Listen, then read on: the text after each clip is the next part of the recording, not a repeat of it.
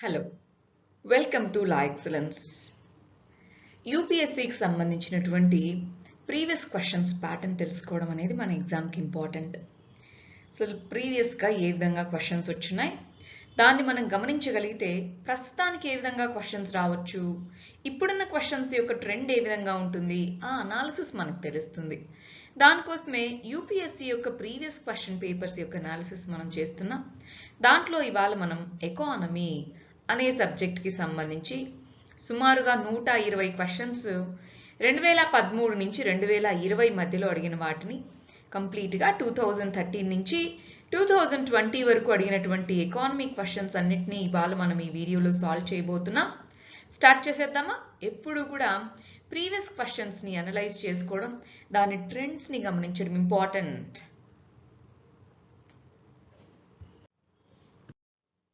సరే, ముందుగా మనం 2020కి సంబంధించిన క్వశ్చన్స్తో స్టార్ట్ చేసేద్దాం. ఫస్ట్ క్వశ్చన్ వచ్చేటప్పటికి ఇంట్రెస్ట్ కవరేజ్ రేషియో అంటున్నారు. ఈ ఇంట్రెస్ట్ కవరేజ్ రేషియో అంటే ఏంటి, దానికి సంబంధించి దాని యొక్క ఇంపార్టెన్స్ ఏంటి అన్నట్టుగా 3 స్టేట్మెంట్స్ ఇచ్చి ఆ మూడిట్లో ఏది కరెక్ట్ స్టేట్మెంట్స్ చూడమన్నారు. జాగ్రత్తగా గమనించండి, టర్మినాలజీ బేస్డ్గా వస్తుంది. ఒక పని చేద్దామా మనము. సో మనం ఇందాక అన్నట్టు సుమారుగా 120 టాపిక్స్ మనకి రాబోతున్నాయి. మీరు ఒకవేళ ఎవరైనా ఇంట్రెస్ట్ ఉందంటే ఆ 120 లేదా 118 ఎన్నైతే వస్తాయో ఆ లిస్ట్ తయారు చేస్తారా. ఫర్ ఎగ్జాంపుల్ ఫస్ట్ క్వశ్చన్ అనేది ఇంట్రెస్ట్ కవరేజ్ రేషియో అనే దాని గురించి వచ్చింది, రెండో క్వశ్చన్ ఇంకొక దాని గురించి వచ్చింది, మూడో క్వశ్చన్ ఇలాగా టాపిక్స్ మొత్తం లిస్ట్ అవుట్ చేస్తారా? ఎవరైనా లిస్ట్ అవుట్ చేసి నాకు ఈ కమెంట్స్లో పెడతారా? సరే, స్టార్ట్ చేస్తున్నాం. చూడండి, ఇంట్రెస్ట్ కవరేజ్ రేషియో ఒక ఫర్మ్కి, ఒక కంపెనీకి సంబంధించి ఇంట్రెస్ట్ని ఎంతవరకు అది పే చేయగలదు తనకున్నటువంటి ఎకనామిక్ పరిస్థితిని బట్టి దాన్ని ఇంట్రెస్ట్ కవరేజ్ రేషియో అంటాం. దానికి సంబంధించి 3 స్టేట్మెంట్స్ ఇచ్చారు. ఫస్ట్ చూడండి, ప్రజెంట్ ఏ విధంగా ఒక ఫర్మ్, ఒక కంపెనీ యొక్క రిస్క్ అనేటటువంటిది ఉంది, అది లోన్ ఇవ్వాలి అని అనుకుంటే బ్యాంక్ అనేటటువంటిది ఏదైతే లోన్ ఇవ్వాలనుకుందో అది ఎంతవరకు వడ్డీ కట్టగలదు దానికి, బ్యాంక్కి అని చూసుకోవడానికి ఇది యూజ్ అవుతుంది అంటున్నారు. రెండోది ఎమర్జింగ్ రిస్క్, నెక్స్ట్ ఫ్యూచర్లో రాబోయే ఎమర్జింగ్ రిస్క్ ఏంటి అన్నది ఎవాల్యుయేట్ చేసుకోవడానికి ఈ ఇంట్రెస్ట్ కవరేజ్ రేషియో అనేటటువంటిది యూజ్ అవుతుందని చెప్తున్నారు. మూడోది హయ్యర్గా ఉంటే, ఈ ఇంట్రెస్ట్ కవరేజ్ రేషియో ఎంత హైగా ఉంటే మనకి అంత వర్స్గా ఉంటుంది, డెట్ సర్వీసింగ్ అనే అబిలిటీ దానికి తక్కువ ఉంటుందన్నారు. ఇంట్రెస్ట్ కవరేజ్ రేషియో అనే పదానికి మీనింగ్ ఏంటి అంటే ఓవరాల్గా ఒక సంవత్సర కాలంలో దానికి వచ్చే ఓవరాల్ రిటర్న్స్, ఆ కంపెనీకి వచ్చే రిటర్న్స్ ఎలా ఉన్నాయి, అవి ఇంట్రెస్ట్ కట్టడానికి సరిపోతాయా లేదా అని చూడడం అనమాట. సో అది ప్రస్తుతానికి బ్యాంక్ లోన్ ఇవ్వాలంటే అది చూసుకొనివ్వచ్చా, ఫ్యూచర్లో దాని రిటర్న్స్ ఎలా వస్తున్నాయని చూసుకొని దాని రిస్క్ ఎంతో కనుక్కోవచ్చా. మరి హయ్యర్గా ఇంట్రెస్ట్ కవరేజ్ రేషియో ఉంటే, హయ్యర్గా ఇన్కమ్ లెవెల్స్ ఉంటే వరుసగా ఎందుకు ఉంటుంది, సిచ్యువేషన్ బెటర్గా ఉంటుంది కానీ. సో ఇక్కడ ఈ పదం తప్పు. సో అందువల్ల ఈ స్టేట్మెంట్ ఇన్కరెక్ట్ అవుతుంది. ఇది 3 ఇన్కరెక్ట్ అవుతే ఆన్సర్ ఏమవుతుంది, ఏ 1, 2 ఓన్లీ. అంటే దీని మీద కాన్సెప్చువల్ అండర్స్టాండింగ్ ఉంటే తప్ప ఈ క్వశ్చన్కి క్లియర్ ఆన్సర్ చేయలేము, అంతేనా. సో కాన్సెప్ట్ మీద గ్రిప్ తెచ్చుకుంటాం. నెక్స్ట్ క్వశ్చన్ చూడండి, ఈ క్రింద వాటిలో ఏ ఫ్యాక్టర్స్ అనేటటువంటివి రైస్ యొక్క ప్రైస్ అంటే బియ్యము అంత వడ్ల యొక్క ధరని రీసెంట్ పాస్ట్లో ఏ ఫ్యాక్టర్స్ ఇంపాక్ట్ చేశాయి. మినిమం సపోర్ట్ ప్రైస్ వల్ల ఈ మరి వడ్ల యొక్క ధర పెరుగుతుంది, తగ్గడము అలా జరగచ్చా. గవర్నమెంట్ ఇచ్చే ఎంఎస్పి వల్ల జరగచ్చా? ఎస్. గవర్నమెంట్ ట్రేడింగ్, గవర్నమెంట్ అనేటటువంటిది తన దగ్గర ఉండేటటువంటి బఫర్ స్టాక్ అంటాం, ఎఫ్సిఐ ద్వారా ఏదైతే బఫర్ స్టాక్ మెయింటైన్ చేసుకుంటుందో ఆ బఫర్ స్టాక్ని ట్రేడ్ చేయడం, ఆ ట్రేడింగ్ వల్ల మరి ప్రైస్ అనేటటువంటి చేంజ్ అవుతుందా? అవునా. బాగా డిమాండ్ ఎక్కువ ఉండి సప్లై తక్కువ ఉన్నప్పుడు ఇలా సేల్ చేస్తూ ఉంటుందా? ఎస్, అది కూడా ఇంపాక్ట్ చేస్తుంది. గవర్నమెంట్స్ యొక్క స్టాక్ పైలింగ్, గవర్నమెంట్ ఏదైతే స్టోర్ చేసి పెట్టుకుంటూ ఉందో ఎంత ఎక్కువ స్టోర్ చేసుకుంటే అంత మార్కెట్లో తక్కువ అవుతుంది, ధర పెరుగుతూ వెళ్తుంది. సో స్టాక్ పైలింగ్ ఇంపాక్ట్ చూపిస్తుందా? ఎస్. కన్స్యూమర్ సబ్సిడీస్, కన్స్యూమర్స్కి ఇచ్చే సబ్సిడీస్ వల్ల రైస్ యొక్క ధరలు, ఫర్ ఎగ్జాంపుల్ మనకు రూపాయి బియ్యం అంటున్నారు, దానివల్ల ధరలు మార్పు వస్తాయా? ఎస్. సో ఈ 4 ఫ్యాక్టర్సే కాబట్టి ఆన్సర్ డి 1, 2, 3, 4. ఇక్కడ మనకి ఫుడ్ గ్రెయిన్ యొక్క ప్రైసెస్ని ఏమేమి ఇంపాక్ట్ చేస్తాయి అన్నారు. సో ఇక్కడ మనకి కీవర్డ్ ఏమవుతుంది? ఫుడ్ గ్రెయిన్ ప్రైసెస్ అవుతుంది. దీన్ని మనం నోట్ డౌన్ చేసుకోవాలి. నెక్స్ట్ క్వశ్చన్ వచ్చేటప్పటికి కిసాన్ క్రెడిట్ కార్డ్, కేసీసీ అంటాం. కిసాన్ క్రెడిట్ కార్డ్ అనేటటువంటిది షార్ట్ టర్మ్ క్రెడిట్ సపోర్ట్ని ప్రొవైడ్ చేస్తుంది కదా. ఏ పర్పసెస్కి ప్రొవైడ్ చేస్తుంది? ఇక్కడ లాజికల్గా ఈ క్వశ్చన్కి ఆన్సర్ చేయాలి. ఎందుకంటే 6 స్టేట్మెంట్స్ ఇచ్చారు, చూడాలి.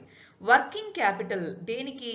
ఫార్మ్ అసెట్స్, హార్వెస్టర్స్ ఇలాంటివి మెయింటైన్ చేసుకోవడానికి కావాల్సినటువంటి అమౌంట్ కల్పిస్తుంది. కంబైన్ ట్రాక్టర్స్, మినీ ట్రక్స్ వాటికి సంబంధించి వాటిని కొనుక్కోవడానికి కిసాన్ క్రెడిట్ కార్డ్ స్కీమ్ ద్వారా మనీ వస్తుంది. హౌస్ హోల్డ్ కన్జంప్షన్, ఫార్మర్ యొక్క హౌస్ హోల్డ్ కన్జంప్షన్కి ఇది యూజ్ అవుతుంది. పోస్ట్ హార్వెస్ట్ ఎక్స్పెన్సెస్ అంటే పంట కోసిన తర్వాత ఏవైతే ఖర్చులు ఉంటాయో దానికి. ఫ్యామిలీ హౌస్ని కన్స్ట్రక్ట్ చేసుకోవడానికి. కోల్డ్ స్టోరేజెస్ వీటిని సెటప్ చేసుకోవడానికి అన్నారు. ఇప్పుడు ఏది కరెక్ట్ ఆన్సర్ అవ్వచ్చు? ఒకసారి గెస్ చేయండి. ఇక్కడ వీళ్ళు షార్ట్ టర్మ్ ప్లస్ తక్కువ అమౌంట్ అనేటటువంటిదే కేసీసీ కింద ఇస్తారు. మరి అది ట్రాక్టర్స్ ట్రక్స్ కొనుక్కునేంత ఉంటుందా? కాదు కదా, తీసేయండి. సో 2 తీసేస్తే మనకి ఏమేమి ఆప్షన్స్ పోతాయి? సో 2 ఆప్షన్ ఎలిమినేట్ చేసేస్తే మనకి ఆన్సర్ ఒకటే మిగులుతుంది. అయినా సరే చూడండి, ఇంకొకటి 5వది కూడా తప్పంటున్నారు. ఫ్యామిలీ హౌస్ అనేది కన్స్ట్రక్షన్ కోసం ఈ మనీ వాడుకోవడమా? షార్ట్ టర్మ్లో అగ్రికల్చర్కి సంబంధించి ఇస్తారు కానీ ఫ్యామిలీ హౌస్ని కట్టుకోవడానికి కాదు. సో ఇది తీసేయండి. సో అలా చూసినా సరే మనకు ఆన్సర్ ఏమవుతుంది? బి 1, 3, 4. ఎలిమినేషన్ మెథడ్ వాడామా? ఇక్కడ ఒక ఆప్షన్ ఎలిమినేట్ చేస్తే ఇక్కడ ఇచ్చిన క్లూ ప్రకారం మనం ఆన్సర్ తెచ్చుకోవచ్చు. సో ఇక్కడ టర్మ్ ఏంటి? కేసీసీ, కిసాన్ క్రెడిట్ కార్డ్ అనేది టర్మ్. నెక్స్ట్ క్వశ్చన్ చూడండి. సిపిఐ, డబ్ల్యూపిఐ ఈ రెండింటి మధ్య కంపారిజన్ బేస్డ్గా క్వశ్చన్ ఇచ్చారు. సో మనం రాసుకునేటప్పుడు ఏమేమి రాసుకోవాలి? సిపిఐ వర్సెస్ డబ్ల్యూపిఐ అని రాసుకోండి. సరే, ఇక్కడికి వచ్చేయండి. ఫుడ్ అనే దానికి కన్స్యూమర్ ప్రైస్ ఇండెక్స్లో ఎక్కువ వెయిటేజ్ ఉంటుంది డబ్ల్యూపిఐతో పోలిస్తే, అవునా కాదా? కరెక్టే. డబ్ల్యూపిఐ అనేటటువంటిది సర్వీసెస్లో ప్రైసెస్ చేంజెస్ని క్యాలిక్యులేట్ చేయదు, అవునా కదా? ఎస్, డబ్ల్యూపిఐ చేయదు. సిపిఐ గూడ్స్ మరియు సర్వీసెస్ రెండింటినీ క్యాలిక్యులేషన్లోకి తీసుకుంటుంది, కరెక్టే. రిజర్వ్ బ్యాంక్ ఆఫ్ ఇండియా అనేది డబ్ల్యూపిఐని ఇన్ఫ్లేషన్ని క్యాలిక్యులేట్ చేయడానికి రీసెంట్గా తీసుకుంది, కాదు కదా. డబ్ల్యూపిఐ నుంచి సిపిఐని మార్చింది. సో ఈ స్టేట్మెంట్ తప్పు. అంటే బేసిక్స్ నుంచే ఈ క్వశ్చన్ అడిగారు కదా అండి. సో 1 and 2 మాత్రమే కరెక్ట్ కాబట్టి answer A 1, 2 only. Next question చూడండి. పబ్లిక్ ఇన్వెస్ట్మెంట్ అని దేన్ని అంటాము? అగ్రికల్చర్లో ఏది పబ్లిక్ ఇన్వెస్ట్మెంట్ అవుతుంది? పబ్లిక్ సెక్టార్ అంటే గవర్నమెంట్ ఈ 4 దేంట్లో ఇన్వెస్ట్ చేస్తే దాన్ని ప్రభుత్వం పెట్టుబడి పెట్టింది, ప్రభుత్వ పెట్టుబడి అని అంటున్నారు. So public investment in agriculture అనేది ఇక్కడ మనకి కీ టర్మ్ అవుతుంది. Public investment in agriculture. సరే, 6 ఆప్షన్స్ని చదువుతాం చూడండి. మినిమం సపోర్ట్ ప్రైస్ని అన్ని క్రాప్స్కి తీసుకొని రావడం అనేది పబ్లిక్ ఇన్వెస్ట్మెంట్ కిందికి వస్తుందా? కాదు, అది ఇన్వెస్ట్మెంట్ కాదు, subsidy. Computerization, primary agricultural credit సొసైటీస్లో ఇన్ఫ్రాస్ట్రక్చర్, కంప్యూటరైజేషన్ అంటే ఇన్ఫ్రాస్ట్రక్చర్. సో అది పబ్లిక్ ఇన్వెస్ట్మెంటేనా? ఎస్. సోషల్ క్యాపిటల్ డెవలప్మెంట్, అక్కడ ఉన్న ఫార్మర్స్ని ఎంపవర్ చేయడము అలాంటివి. రూరల్ ఏరియాస్ని ఎంపవర్ చేయడం, దాన్ని సోషల్ క్యాపిటల్ అంటారు, కరెక్టేనా? ఎస్. ఎలక్ట్రిసిటీ సప్లైని ఫ్రీగా ఫార్మర్స్కి ఇవ్వడం, ఇది మనకి ఇన్వెస్ట్మెంట్ అవుతుందా, సబ్సిడీ అవుతుందా? సబ్సిడీ. సో తీసేయండి. అగ్రికల్చరల్ లోన్స్ని బ్యాంకింగ్ సెక్టార్ నుంచి తీసివేయడం, అది మనకి ఇన్వెస్ట్మెంట్ అవుతుందా, సబ్సిడీనా? సబ్సిడీ, తీసేయండి. కోల్డ్ స్టోరేజ్ ఫెసిలిటీస్ని తీసుకొని రావడము శీతల గిడ్డంగులు అంటారు, అవునా కాదా? అది ఇన్ఫ్రాస్ట్రక్చరే. సో 2, 3, 4 ఎక్కడన్నా ఆన్సర్గా ఉందా? చూడండి, సారీ 2, 3, 6 ఆన్సర్గా ఉందా? ఎస్, సి అనేది ఆన్సరేనా? ఇన్వెస్ట్మెంట్కి సబ్సిడీకి మధ్య ఉన్న డిఫరెన్స్ ఏంటి అన్న కాన్సెప్ట్ మీద మనకి క్లారిటీ ఉండగలిగితే, ఇన్వెస్ట్మెంట్ పెట్టుబడి అంటే ఏంటి, సబ్సిడీ అంటే ఏంటి, సబ్సిడీ ఆ సంవత్సరానికి అప్పుడు మాత్రమే రిజల్ట్ ఇస్తుంది, ఇన్వెస్ట్మెంట్ లాంగ్ టర్మ్ రిజల్ట్స్ ఇస్తుంది, అవునా కాదా? సో ఆన్సర్ సి అయింది. నెక్స్ట్ క్వశ్చన్ చూడండి. ఇండియన్ ఎకానమీకి సంబంధించి 4 స్టేట్మెంట్స్ ఇచ్చాం, ఆ 4లో ఏది కరెక్టో చెప్పమంటున్నారు. ఫస్ట్ చూడాలి. కమర్షియల్ పేపర్ అన్నది short term unsecured promissory note అంటున్నారు. కమర్షియల్ పేపర్ని ఎవరు రిలీజ్ చేస్తారండి? కార్పొరేట్ కంపెనీస్ రిలీజ్ చేస్తాయి. సో అన్సెక్యూర్డ్, అది తిరిగి ఇవ్వచ్చు ఇవ్వకపోవచ్చు, మనకు ఆ కంపెనీ అనేది ఎత్తిపోతే తెలీదు. సో కరెక్టే. Next, certificate of deposit COD. Certificate of deposit అనేది లాంగ్ టర్మ్ ఇన్స్ట్రుమెంట్ ఆర్బీఐ ద్వారా రిలీజ్ చేస్తుంది. ఆర్బీఐ రిలీజ్ చేస్తుంది సిఓడిని, కానీ అది షార్ట్ టర్మ్ ఇన్స్ట్రుమెంట్, సంవత్సరం లోపలే దాన్ని ఇష్యూ చేస్తుంది. సో అది షార్ట్ టర్మ్ బదులు లాంగ్ టర్మ్ ఇచ్చారు, రివర్స్లో తీసేయండి. కాల్ మనీ అనేటటువంటిది short term finance, inter bank transactions. ఈ రోజు మనీ తక్కువ ఉంది, సో ఈ బ్యాంకు ఇంకొక బ్యాంక్ని అడుగుతుంది, ఈ రోజు నాకు ఇంత ఇవ్వు, రేపు నీకు తిరిగి చెల్లించేస్తానని. సో దాన్ని కాల్ మనీ అని అంటామా? ఎస్. జీరో కూపన్ బాండ్స్, ఇక్కడ చాలా మంది కన్ఫ్యూజ్ అవుతూ ఉంటారు. జీరో కూపన్ బాండ్స్ అనేవి ఇంట్రెస్ట్ బేరింగ్, ఇంట్రెస్ట్ రాబడేటటువంటి షార్ట్ టర్మ్ బాండ్స్ అంటున్నారు. పేర్లోనే జీరో కూపన్ అని ఉంది, అంటే ఇంట్రెస్ట్ అనేటటువంటిది వాటి మీద ఉండదు. ఇంట్రెస్ట్ లేనటువంటి bonds zero coupon bonds. So ఈ పేరును చూసి మనము దాన్ని ఎలిమినేట్ చేద్దాం. 4ని ఎలిమినేట్ చేస్తే మనకి 1,2 కానీ 1,3 కానీ మనకు ఆన్సర్గా తెలియాలి. సో కాల్ మనీ అనేది జనరల్ టర్మ్, అవునా? అది మనకు ఐడియా ఉంది అంటే టక్కున ఆన్సర్ పెట్టేస్తాము, సి అని. ఫర్ ఎగ్జాంపుల్ మనకు రెండోది కరెక్టో కాదో తెలియదు కొంతమందికి, లాంగ్ టర్మా షార్ట్ టర్మా అని. కానీ కాల్ మనీ అన్నది జనరల్ టర్మ్, అది అందరికీ తెలుసు కాబట్టి అది ఆన్సర్ చేస్తాం. సో 6th క్వశ్చన్కి ఆన్సర్ సి. నెక్స్ట్, ఇంటర్నేషనల్ ట్రేడ్కి సంబంధించి ప్రస్తుతం ఉన్న దాన్ని బట్టి ఏది కరెక్టో చెప్పండి అంటున్నారు. ఇది లాస్ట్ ఇయర్ అడిగారండి, 2020 అంటే లాస్ట్ ఇయర్. సో ఇప్పుడు కొన్ని స్టేట్మెంట్స్ మారాయి, కానీ ఇక్కడ మనం చదివేటప్పుడు ఈ 4 స్టేట్మెంట్స్ని 2020ని దృష్టిలో పెట్టుకునే మనం చదవాలి, చూడాలి. ఇండియా యొక్క మర్చెండైజ్ ఎక్స్పోర్ట్స్ అంటే గూడ్స్ యొక్క ఎక్స్పోర్ట్ అనేవి తక్కువగా ఉన్నాయి, గూడ్స్ యొక్క ఇంపోర్ట్స్తో పోలిస్తే. అవునా కాదా? ఎక్స్పోర్ట్స్ తక్కువే ఉన్నాయా? కరెక్టే. ఇండియా యొక్క imports iron, steel, chemicals, fertilizers అవి తగ్గాయి రీసెంట్ సంవత్సరాల్లో అంటున్నారు. తగ్గాయా పెరిగాయా తెలీదు అనుకుందాం, పక్కన పెట్టండి. ఒకటోది కరెక్ట్ అని మనందరికీ తెలుస్తుంది, ఎందుకంటే ఇంపోర్ట్స్లో మనకి క్రూడ్ ఆయిల్ ఎక్కువగా ఉంటుంది కాబట్టి ప్రతిసారి మర్చెంటైజ్ ఇంపోర్ట్సే మనకి ఎక్కువగా ఉంటాయి. సో ఒకటోది కరెక్ట్ అన్నప్పుడు బి, సి రెండు ఎలిమినేట్ చేసేసుకోవచ్చా? సో అయితే 1, 2 అవ్వాలి, లేదా 1, 3, 4 మనకు ఆన్సర్ అవ్వాలి. అంటే 2 కరెక్ట్ అయితే 3, 4 కరెక్ట్ కాదు అని, ఆర్ 3, 4లో ఏ ఒకటి కరెక్ట్ అయినా 2 కరెక్ట్ కాదు అని. అవునా? సరే, అందుకని ముందు 3, 4 చదువుదాం. ఇండియా యొక్క ఎక్స్పోర్ట్స్ అనేటటువంటివి సర్వీస్ సెక్టార్లో ఇంపోర్ట్స్ కంటే ఎక్స్పోర్ట్స్ ఎక్కువగా ఉన్నాయి. సర్వీస్ సెక్టార్లో ఇంపోర్ట్స్ ఎక్కువ ఉన్నాయి, ఎక్స్పోర్ట్స్ ఎక్కువ ఉన్నాయా? ఎక్స్పోర్ట్సే ఎక్కువ ఉన్నాయి. సరే, 4వది కూడా చూస్తే క్లారిటీ వస్తుంది కదా.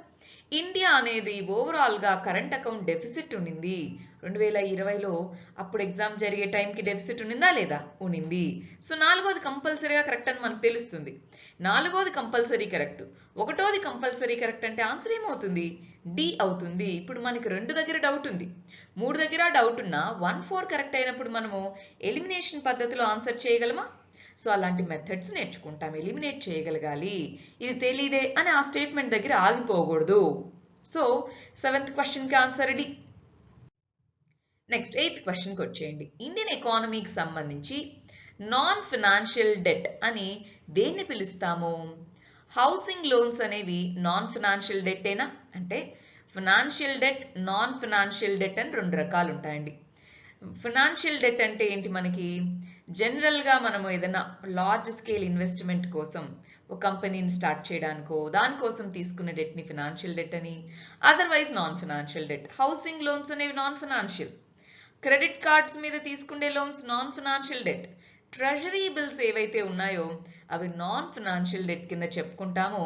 సో అందువల్ల మనకు ఆన్సర్ ఏమవుతుంది? Answer D 1, 2, 3. సో ఇక్కడ ఈ టర్మ్ ని నోట్ చేసుకున్నారా? Non financial debt. ఇందాకటి నుంచి మీరు ఒక్కొక్క దానికి సంబంధించిన టర్మ్ నోట్ చేసుకుంటున్నారు అనుకుంటున్నాను, రైట్? ఎన్ఎఫ్డి, నాన్ ఫినాన్షియల్ డెట్ అన్న దాని గురించి ఈ క్వశ్చన్ వచ్చింది. సరే, నెక్స్ట్ వచ్చేయండి. Trade related investment measures trims అనే దానికి సంబంధించి 3 స్టేట్మెంట్స్ ఇచ్చి ఏది కరెక్టో చెప్పమంటున్నారు. ఫస్ట్ చూడండి. క్వాంటిటేటివ్ రెస్ట్రిక్షన్స్ అనేటటువంటివి ఇంపోర్ట్స్ ఏవైతే ఫారిన్ ఇన్వెస్టర్స్ మీద వేస్తారో, క్వాంటిటేటివ్ రెస్ట్రిక్షన్స్ ఇంపోర్ట్స్ మీద వేసేటటువంటి వాటి గురించి అది డీల్ చేస్తుంది అంటున్నారు. Investment measures trade in goods and services రెండిటికి ఇది అప్లికబుల్ అవుతుంది అంటున్నారు. ఇది ఫారెన్ ఇన్వెస్ట్మెంట్ రెగ్యులేషన్ కి సంబంధం లేనిది అంటున్నారు. సో మనకి ఏది కరెక్ట్ అవుతుంది? పేరులోనే ఉంది చూడండి, ఇన్వెస్ట్మెంట్. ఇన్వెస్ట్మెంట్ అనేది దాని రిలేటెడ్ ఏరియా అన్నమాట. సో టూలోనేనా ఇన్వెస్ట్మెంట్ ఉంది. సో ఇది ఫారెన్ ఇన్వెస్ట్మెంట్ కి కన్సర్న్డే, కానీ ఇక్కడ నాట్ అన్నారు కాబట్టి ఈ స్టేట్మెంట్ తప్పైంది.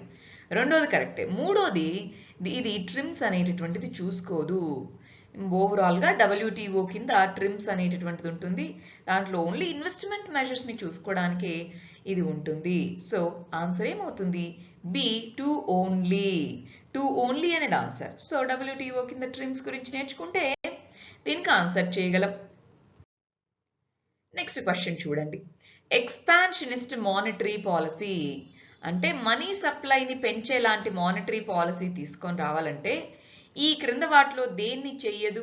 నాట్ అనే పదాన్ని అండర్లైన్ చేసుకోవాలి. ఇది చూడక చాలా మంది తప్ప ఆన్సర్ పెడుతూ ఉంటారు. ఏది RBI చేయదు? ఎక్స్పాన్షనరీ మానిటరీ పాలసీ అది తీసుకోవాలంటే ఈ క్రింద వాటిలో ఏది చేయకూడదు అంటున్నారు. స్టాట్యూటరీ లిక్విడిటీ రేషియోని కట్ డౌన్ చేయడము. SLRని కట్ డౌన్ చేస్తే మనీ సప్లై పెరుగుతుంది. అది ఎక్స్పాన్షనరిస్ట్ మానిటరీ పాలసీనే. సో ఇది చేయొచ్చు. రెండోది మార్జినల్ స్టాండింగ్ ఫెసిలిటీని పెంచడము. మార్జినల్ స్టాండింగ్ ఫెసిలిటీని పెంచితే మనీ సప్లై తగ్గుతుంది. సో ఇది చేయదు. నెక్స్ట్ రెపో రేట్ బ్యాంక్ రేట్ని తగ్గించడము. తగ్గిస్తే ఎక్స్పాన్షనిస్టే. ఇది చేయొచ్చు. 3 చేయొచ్చు, 1 చేయొచ్చు. కానీ క్వశ్చన్లో ఏది చెయ్యకూడదు అన్నారు. ఆన్సర్ ఏమవుతుందండి? బి అవుతుంది. చాలా మంది స్టూడెంట్స్ నాట్ అనే పదం చదవక దీన్ని తప్పుగా ఆన్సర్ చేశారు. కాన్సెప్చువల్గా ఇది expansionary monetary policy, contractionary monetary policy అనే 2 పదాలకు రిలేటెడ్ అన్నమాట. సో ఆన్సర్ ఏమైంది? B, two only. జాగ్రత్తగా నాట్ అనే పదం చదవాలి. నెక్స్ట్ క్వశ్చన్ చూడండి. ఎకనామిక్ లిబరలైజేషన్ 1991 తర్వాత ఇండియాలో ఏవేవి రిజల్ట్స్ అని అడుగుతున్నారు. LPG రిఫార్మ్స్ అయ్యి 30 సంవత్సరాలైంది. సో ఆ కంటెక్స్లో ఈ క్వశ్చన్. Worker productivity. వర్కర్ యొక్క ప్రొడక్టివిటీ అనేది అర్బన్ ఏరియాస్లో పెరుగుతూ వెళ్తూ ఉంది, రూరల్ ఏరియాస్లో తగ్గుతూ వెళ్తూ ఉంది. అంటే వాళ్ళకి వచ్చే జీతాలు తగ్గుతూ వెళ్తూ ఉంది. Percentage of share. అర్బన్ ఏరియాస్లో ఉన్నటువంటి వర్క్ ఫోర్స్ స్టడీలీ పెరుగుతూ వస్తూ ఉంది. రూరల్ ఏరియాస్లో ఉన్న వర్క్ ఫోర్స్ అంటే నంబర్ ఆఫ్ పీపుల్ ఎంప్లాయిడ్గా ఉన్న వాళ్ళ నంబర్ పెరుగుతూ వస్తూ ఉంది. రూరల్ ఏరియాస్లో నాన్ ఫార్మ్ ఎకానమీ యొక్క గ్రోత్ అనేటటువంటిది ఉంది. అగ్రికల్చర్ కాకుండా నాన్ అగ్రికల్చరల్ గ్రోత్ ఉంది. Growth rate rural employment decrease అయింది అని చెప్తున్నారు. సో ఇవి చాలా కన్ఫ్యూజింగ్గా ఉన్నాయి. అప్పుడు ఏం చేయాలి? వీటిలో పక్కాగా ఏది కరెక్టో చూసుకోవాలి. ముందు పక్కాగా ఏది కరెక్ట్ అయి ఉండొచ్చు మనకి వీటన్నిటిలో? మూడోది కరెక్ట్. అవునా? Non form activity. అగ్రికల్చర్తో పాటు నాన్ ఫార్మ్ యాక్టివిటీ జరుగుతూ ఉంటుంది. నాన్ ఫార్మ్ అంటే అదర్ ఇండస్ట్రీస్. సో మూడోది కరెక్ట్ కాబట్టి మూడోది లేనివి తీసేద్దామా? ఒకటి తీసేద్దాం, డి తీసేద్దాం. అయితే 3, 4 అన్న ఆన్సర్ అవ్వాలి, లేదా 3 ఓన్లీ అన్న అవ్వాలి. సరే 3, 4, 3 అంటే ఒకటో తప్పు రెండో తప్పనేనా దాని మీనింగ్? సరే ఫోర్త్ చూడండి. రూరల్ ఎంప్లాయ్మెంట్ యొక్క గ్రోత్ రేట్ అనేటటువంటిది తగ్గుతూ వస్తూ ఉంది అంటున్నారు. రూరల్ ఎంప్లాయ్మెంట్ గ్రోత్ రేట్ అనేటటువంటిది మనము ఇయర్తో చూసుకుంటే గనక 2020, 2018 స్లో డౌన్ అయిపోయింది. సో ఇది కరెక్టే అన్నమాట. రూరల్ ఎంప్లాయ్మెంట్ యొక్క గ్రోత్ రేట్ స్లో డౌన్ అవుతూ వచ్చింది. సో ఆన్సర్ బి 3, 4 ఓన్లీ అవుతుంది. రైట్? అంటే ఇక్కడ మనము ఒక్క స్టేట్మెంట్ కరెక్టో కాదో కనుక్కొని దాన్ని బట్టి మిగిలిన వాటన్నిటినీ మనము తీసేయగలుగుతున్నాం. అవునా? సో అలా మనం దీన్ని ఆన్సర్ చేసుకుంటాం. సరే మరి నెక్స్ట్ క్వశ్చన్ ఏంటో చూద్దామా? నెక్స్ట్ క్వశ్చన్ చూడాలి. బ్యాంకింగ్ సెక్టార్కి సంబంధించింది. షార్ట్ టర్మ్ క్రెడిట్ డెలివరీలో అగ్రికల్చర్ సెక్టార్కి సంబంధించి district central cooperative banks more క్రెడిట్ని ఇచ్చాయి. దేంతో పోలిస్తే? Scheduled commercial banks, regional rural బ్యాంక్స్తో పోలిస్తే. అవునా? కాదు కదా. అన్నిటికంటే అగ్రికల్చర్ సెక్టార్కి ఎక్కువ లోన్స్ ఇచ్చింది ఎవరు? షార్ట్ టర్మ్ కానీ లాంగ్ టర్మ్ కానీ షెడ్యూల్డ్ కమర్షియల్ బ్యాంక్స్. సో ఇది రివర్స్లో ఇచ్చినట్టేనా? సో ఇది తప్పు, తీసేద్దాం. So DCCBs district central cooperative banks యొక్క major function primary agricultural credit సొసైటీస్కి ఫండ్స్ని ప్రొవైడ్ చేయడము. అవునా కాదా? ఎస్, ఇది మనకి తెలియాలి. మనకి కోఆపరేటివ్ బ్యాంకింగ్ స్ట్రక్చర్లో సెంట్రల్ కోఆపరేటివ్ బ్యాంక్ ఎక్కడ, డిస్ట్రిక్ట్ కోఆపరేటివ్ బ్యాంక్ ఏంటి అని తెలియాలి. సో తెలిస్తే మనం ఆన్సర్ రాస్తాం. సో డిసిసిబి అనే దాని గురించి నేర్చుకోవాలని రాసేసుకున్నారా ఒక చోట, రైట్? సో దీనికి ఆన్సర్ ఏమవుతుంది? B, 2 only. నెక్స్ట్ క్వశ్చన్ చూడండి. ఒకవేళ మళ్ళీ గ్లోబల్ ఫైనాన్షియల్ క్రైసిస్ వస్తే, 2008లో మనకి గ్లోబల్ ఫైనాన్షియల్ క్రైసిస్ వచ్చింది రీసెంట్గా చూస్తే, అలాంటి గ్లోబల్ ఫైనాన్షియల్ క్రైసిస్ మళ్ళీ వస్తే ఇండియా కొంత ఇమ్యూనిటీ అనేటటువంటిది ఉంది, ఇండియా ఈసారి కొంత తట్టుకోగలిగే సామర్థ్యం ఉంది, ఈ మూడిట్లో వేటి వల్ల అని అడుగుతున్నారు. వేటి వల్ల చూడండి, short term foreign borrowings, short term మీద కాకుండా మనం లాంగ్ టర్మ్ ఫారెన్ బారోయింగ్స్ మీద డిపెండ్ అయి ఉన్నాం. సో ఇప్పుడు షార్ట్ టర్మ్ బారోయింగ్స్ మీద డిపెండ్ అవ్వలేదు కాబట్టి మనకి దీని నుంచి ఇమ్యూనిటీ వచ్చినట్టేనా కొంతవరకు? ఒకవేళ ఫ్లక్చువేట్ అయినా కరెన్సీలో ఇమ్యూనిటీ ఉన్నట్టేనా? Yes. More and more foreign బ్యాంక్స్ని సెటప్ చేయడం అంటే వాళ్ళు మన దేశం నుంచి సడన్గా వెనక్కి వెళ్ళిపోతే ఫైనాన్షియల్ క్రైసిస్ వచ్చి అది మనకి దెబ్బేనా? సో ఇది కాదు. ఫుల్ క్యాపిటల్ కన్వర్టబిలిటీ అంటే మనం ఫారిన్ కరెన్సీ నుంచి ఇండియన్ కరెన్సీకి, ఇండియన్ కరెన్సీ నుంచి ఫారిన్ కరెన్సీకి ఈజీగా టక్టక్న మరి మనీ అనేటటువంటిది కన్వర్ట్ చేసుకోగలిగితే మన దేశం నుంచి టక్కున వెళ్ళిపోవచ్చు. సో అది ఇంకా ఇన్స్టెబిలిటీని తీసుకొని వస్తుంది. సో అది మెయింటైన్ చేయడం అనేది గ్లోబల్ ఫైనాన్షియల్ క్రైసిస్ని తట్టుకోవడమా? కాదు. సో ఇది తీసేయండి. ఆన్సర్ ఏమవుతుంది? 1 ఓన్లీ. సో మనకి ఇక్కడ ఈ గ్లోబల్ ఫైనాన్షియల్ క్రైసిస్ వచ్చినప్పుడు ఏమేం మెజర్స్ ఉంటే, ఏ విధంగా ప్రిపేర్డ్నెస్ అనేటటువంటిది ఉంటే బాగుంటుంది అన్న కంటెక్స్ట్లో ఈ క్వశ్చన్ని అడగడం జరిగింది. సో దీనికి ఆన్సర్ ఏ, 1 ఓన్లీ. నెక్స్ట్ చూడండి, మనము ఒక 1 lakh రూపీస్ని మన డిమాండ్ డిపాజిట్ నుంచి విత్డ్రా చేస్తే ఇమ్మీడియట్గా దాని యొక్క ఎఫెక్ట్ ఏముంటుంది, ఓవరాల్ మనీ సప్లై మీద, అగ్రిగేట్ మనీ సప్లై మీద ఏ విధంగా ఇంపాక్ట్ ఉంటుంది? మనకి మనీ అగ్రిగేట్స్ M0 అని, M1 అని, M2, M3, M4 ఇట్లా మనీ అగ్రిగేట్స్ ఉన్నాయి. ఇదేమో రిజర్వ్ మనీ, అది పక్కన పెట్టండి. నారో మనీ, M1ని నారో మనీ అని, M3ని బ్రాడ్ మనీ అని పిలుస్తాము. మరి ఇక్కడ ఏం చెప్తున్నారు? డిమాండ్ డిపాజిట్స్ అనేటటువంటివి ఇదిగో నారో మనీలో ఏమేమి ఉంటాయి? క్యాష్ డిపాజిట్స్, డిమాండ్ డిపాజిట్స్ ఉంటాయి. సో డిమాండ్ డిపాజిట్స్ నుంచి విత్డ్రా చేసి క్యాష్ రూపంలో మార్చుకున్నంత మాత్రాన సడన్గా అప్పటికప్పుడు మనీ అగ్రిగేట్స్లో ఏమైనా తేడా వస్తుందా? అగ్రిగేట్ మనీ M1లో తేడా వస్తుందా? రాదు. ఒకవేళ దీంట్లో గనక మనకి ఫిక్స్డ్ అకౌంట్ నుంచో, ఫిక్స్డ్ డిపాజిట్ నుంచో, దీంట్లో నుంచి గనక క్యాష్ రూపంలోకి మార్చుండుంటే అప్పుడు మనీ అగ్రిగేట్స్లో మార్పు వచ్చేది, కానీ దీనివల్ల రాదు. అందువల్ల ఇది అన్చేంజ్డ్గా ఉంటుంది, చేంజ్ అవ్వదు. మనీ అగ్రిగేట్స్లో చేంజ్ ఏమీ అవ్వదు. అది దీనికి ఆన్సర్. సో మనీ అగ్రిగేట్స్ అనే కాన్సెప్ట్ గురించి ఐడియా ఉండాలి. సరే, అవి 2020కి సంబంధించిన క్వశ్చన్స్. ఇప్పుడు 2019కి సంబంధించిన క్వశ్చన్స్ చూద్దాం. మనం రివర్స్లో వెళ్తున్నాం. ఫస్ట్ 2020 అట్లా 2013 వరకు మనం వెళ్దాం. ఇక్కడ చూడండి, అఫీషియల్ పావర్టీ లైన్స్ అనేటటువంటివి కొన్ని రాష్ట్రాల్లో ఎక్కువ. పావర్టీ లైన్ అనేటటువంటిది కన్జంప్షన్ ఎక్స్పెండిచర్ని బట్టి తీసుకొని వచ్చేటటువంటి ఒక మానిటరీ లైన్, అంతేనా? ఒక మనీ విలువ 5,000, 6,000, 7,000 ఇట్లా ఒక మానిటరీ వాల్యూ చెప్పే లైనేనా? కొన్ని రాష్ట్రాల్లో ఎక్కువ ఎందుకు ఉంటుంది, కొన్ని రాష్ట్రాల్లో ఎందుకు తక్కువ ఉంటుంది? సింపుల్గా మనము ఫుడ్కి ఎంత కావాలి, క్లాతింగ్కి ఎంత కావాలి, హౌసింగ్కి ఎంత కావాలి, ఇవన్నీ క్యాలిక్యులేట్ చేసి వీటన్నిటినీ కూడి ఇదిగో ఇది మినిమం, దీనికంటే తక్కువ లేకపోతే పావర్టీ లైన్ కింద ఉన్నారని చెప్తున్నామా? అంటే ఇది ఎంత కావాలి అన్న దాని ప్రైసెస్ మారితే అప్పుడు ఈ పావర్టీ లైన్ విలువ కూడా మారచ్చా? కొన్నిట్లో 5,000 రూపాయలే ఉండొచ్చు, కొన్నిట్లో 4,000 రూపాయలే ఉండొచ్చు, అవునా కాదా? సో ఆ విధంగా అఫీషియల్ పావర్టీ లైన్స్ ఎందుకు మారతాయి అంటే ఆయా రాష్ట్రాల్లో ప్రైసెస్ చేంజ్ అవ్వడం వల్ల. సో పావర్టీ లైన్ అనే కాన్సెప్ట్ రాసుకోండి. టర్మ్ ఒకటి రాసుకుందాం అనుకున్నాం కదా, ఆ టర్మ్ రాసేసుకోండి. నెక్స్ట్ క్వశ్చన్, మనీ మల్టిప్లయర్ అని అంటే ఏంటి? మనీ మల్టిప్లయర్ అనేటటువంటిది దేని ద్వారా వస్తుంది? క్యాష్ రిజర్వ్ రేషియోని పెంచితే మనీ మల్టిప్లయర్ వస్తుందా? మనీ మల్టిప్లయర్ అంటే మన దగ్గర ఉన్న మనీ ఇంకొక దగ్గరికి వెళ్తుంది, అక్కడ దాని నుంచి యాంప్లిఫై అవుతూ వెళ్తూ ఉంటుంది. మనం 5,000 దాచుకుంటే ఆ 5,000 బ్యాంక్ ఇంకొకరికి లోన్గా ఇస్తుంది.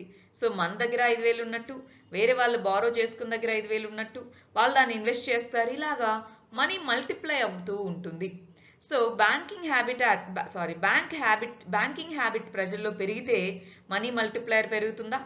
SLR స్టాట్యూటరీ లిక్విడిటీ రేషియో పెరిగితే మనకి మనీ మల్టిప్లైయర్ పెరుగుతుందా? లేదా పాపులేషన్ పెరిగితేనా? మనం బ్యాంకులో మనీని సేవ్ చేసుకుంటే పెరుగుతుంది. అంటే బ్యాంకింగ్ హ్యాబిట్ పెరిగితే మనీ మల్టిప్లైయర్ అనేది పెరుగుతుంది. సో ఇక్కడ ఏ పదం రాసుకోవాలి? మనీ మల్టిప్లైయర్ అనే పదాన్ని రాసి పెట్టుకుందాం. నెక్స్ట్ క్వశ్చన్ చూడండి. ఆర్బీఐ అనేటటువంటిది storage of payment style data అనేటటువంటి రూల్స్ ని తీసుకొని వచ్చింది. దాన్నే డేటా దిక్తాత్ అని పిలుస్తాము. అది పేమెంట్ సిస్టంలో దేన్ని సూచిస్తుంది? ఆర్బీఐ ఆ పేమెంట్ సిస్టమ్ కి సంబంధించి కొన్ని గైడ్ లైన్స్ ఇచ్చిందండి కొన్ని సంవత్సరాల క్రితం. దానికి సంబంధించి ఏంటి దాంట్లో ఇచ్చిన మేజర్ గైడ్ లైన్స్ అని అడుగుతున్నారు. ఎంటైర్ డేటాని పేమెంట్స్ కి సంబంధించి ఎంటైర్ డేటా అనేది మన ఇండియాలోనే స్టోర్ చేసుకోవాలి. ఏవైనా యాప్స్ కానీ ఏవైనా సరే పేమెంట్స్ ఉంటే వాటిని ఇండియాలోనే స్టోర్ చేయాలి. అవి owned and operated by public sector only అని చెప్పారా? అవి ఖచ్చితంగా పబ్లిక్ సెక్టార్ ఆపరేట్ చేయాలని చెప్పారా? లేదు. కన్సాలిడేటెడ్ డేటా ఇస్తే సిఏజీ దాన్ని ఆడిట్ చేయాలి. ప్రైవేట్ కంపెనీల యొక్క దాన్ని సిఏజీ ఎందుకు ఆడిట్ చేస్తుంది? చేయదు. సో లాజికల్ గా చూసినా సరే 2, 3 తప్పు అని మనకు తెలుస్తుంది. క్వశ్చన్ లో ఏది కరెక్టో అని అడిగారు. సో ఇక్కడ ఖచ్చితంగా ఏదో ఒక్కటైనా కరెక్ట్ అయితే అవ్వాలి. 2, 3 కంపల్సరీగా తప్పని తెలుస్తుంది. సో ఎంటైర్ డేటానే ఇండియాలో ఉండాలా కాదా అన్నది మనకు ఒకవేళ డౌట్ వచ్చినా సరే 2, 3ని మనం ఎలిమినేట్ చేసేస్తాం కాబట్టి ఆన్సర్ ఏ అని చెప్పచ్చా? ఎస్, ఆన్సర్ ఏ అని చెప్పచ్చా? సో అందువల్ల ఈ క్వశ్చన్ కి ఆన్సర్ ఏ. నెక్స్ట్ చూడండి. ఈ క్రింద వాటిలో దేన్ని రూపీ వాల్యూ స్లైడ్ అవుతూ ఉంటే రూపీ వాల్యూ క్షీణిస్తూ ఉన్నప్పుడు ఏ మెజర్ని తీసుకోదు అని అడుగుతున్నారు. అంటే మీ 3 మెజర్స్ తీసుకుంటుంది, ఒకటి తీసుకోదు అని. అంతేనా? ఇక్కడ ఉన్న 4 ఒకటి ఇంపోర్ట్స్, నాన్ ఎసెన్షియల్ గూడ్స్ యొక్క ఇంపోర్ట్స్ ని తగ్గించుకోవడము. దానివల్ల మనకి అదర్ కరెన్సీ డిమాండ్ తగ్గుతుంది. అవునా కాదా? ఇది చేస్తుంది. రూపీ వాల్యూ పడిపోయినప్పుడు ఈ మెజర్ తీసుకుంటుంది. ఇండియన్ బారోవర్స్ రూపీస్లో మనీని బారో చేసుకోవడం, మసాలా బాండ్స్ని వీటిని రిలీజ్ చేసి, అవునా కాదా? ఇది చేయొచ్చా? చేస్తుంది. ఎక్స్టర్నల్ కమర్షియల్ బారోయింగ్స్ని ఎక్కువగా మీరు తెచ్చుకోండి అని చెప్తుంది. అంటే మనకి డాలర్స్ రూపంలో వచ్చినప్పుడు ఆర్ ఫారెన్ కరెన్సీ రూపంలో వచ్చినప్పుడు అది బెటర్గా ఉంటుంది కాబట్టి, అవునా కాదా?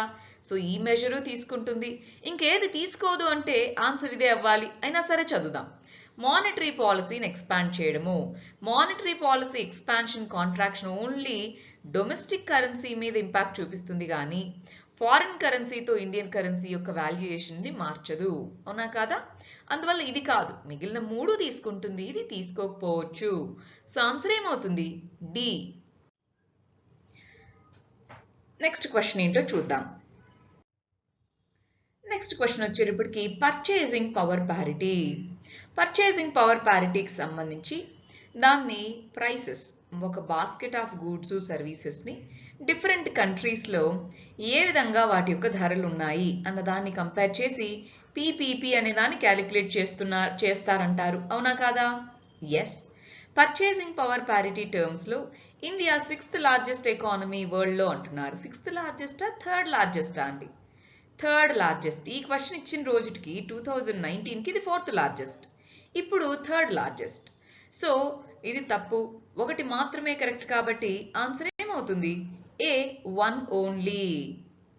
సో పీపీపీ అని రాసుకోండి ఒక చోట. నెక్స్ట్ క్వశ్చన్ చూడండి. ఇండియా యొక్క 5-year ప్లాన్స్ కి సంబంధించి 3 స్టేట్మెంట్స్ ఇచ్చి ఆ 3 ఏది కరెక్టో చెప్పమంటున్నారు. సెకండ్ 5-year ప్లాన్ నుంచి కూడా మనకి basic goods, capital goods industries, basic మరియు క్యాపిటల్ గూడ్స్ ఇండస్ట్రీస్ ఈ రెండిటి మీద ఫోకస్ అనేది సెకండ్ 5-year ప్లాన్ నుంచి ఉంది అంటున్నారు. 4th 5-year ప్లాన్లో ముందున్నటువంటి కాన్సన్ట్రేషన్ ఆఫ్ వెల్త్ దాన్ని తీసేసి ఎకనామిక్ పవర్ని వెల్త్ని డిస్ట్రిబ్యూట్ చేయాలి అన్నదాన్ని పెట్టుకున్నారన్నారు. 5th 5-year ప్లాన్ నుంచి ఫస్ట్ టైం ఫినాన్షియల్ సెక్టార్ని ప్లానింగ్లో యాడ్ చేశారంటున్నారు. ఈ 3 ఏది కరెక్టో చెప్పాలి మనము. అంతేనా? చూడండి. సెకండ్ 5-year ప్లాన్ అనేది heavy industries, Nehru Mahalanobis model అంట, హెవీ ఇండస్ట్రీస్ మీద ఫోకస్ చేసింది. హెవీ ఇండస్ట్రీస్ అంటే క్యాపిటల్ గూడ్సా బేసిక్ గూడ్సా? Capital goods. బేసిక్ గూడ్స్ మీద మనము ఫోకస్ చేయలేదు. సో ఇక్కడ బేసిక్ అండ్ క్యాపిటల్ రెండు అన్నారు కాబట్టి తప్పవుతుంది. అదే ఓన్లీ క్యాపిటల్ అని ఉంటే కరెక్ట్ అయ్యి ఉండేది. నెక్స్ట్ 4th 5-year ప్లాన్లో wealth and economic power concentrate అయినందుకు మెజర్స్ తీసుకున్నారు. ఎంఎస్ఎంఈస్కి సంబంధించి ఎంకరేజ్ చేయడం కానివ్వండి, పావర్టీ ఎలిమినేషన్ కానివ్వండి, ఇవన్నీ 4th 5-year ప్లాన్లోనే వచ్చాయా? ఎస్. ఫినాన్షియల్ సెక్టార్ అంటే బ్యాంకింగ్ సెక్టార్, దాని రిలేటెడ్ ఆస్పెక్ట్స్ 5th 5-year ప్లాన్లో తీసుకున్నారు అన్నారు.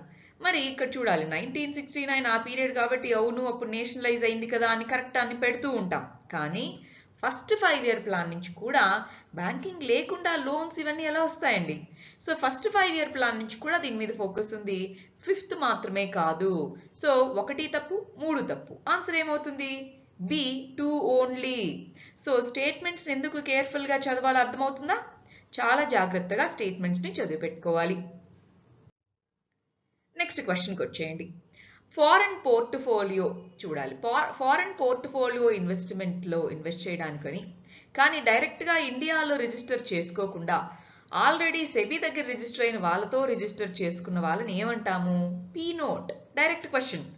డైరెక్ట్గా పీ నోట్ అనే కాన్సెప్ట్ తెలిస్తే ఆన్సర్ చేస్తాం. పీ నోట్ అంటే ఏంటి? సెబీ దగ్గర మామూలుగా ఎవరైనా రిజిస్టర్ అవ్వాలి.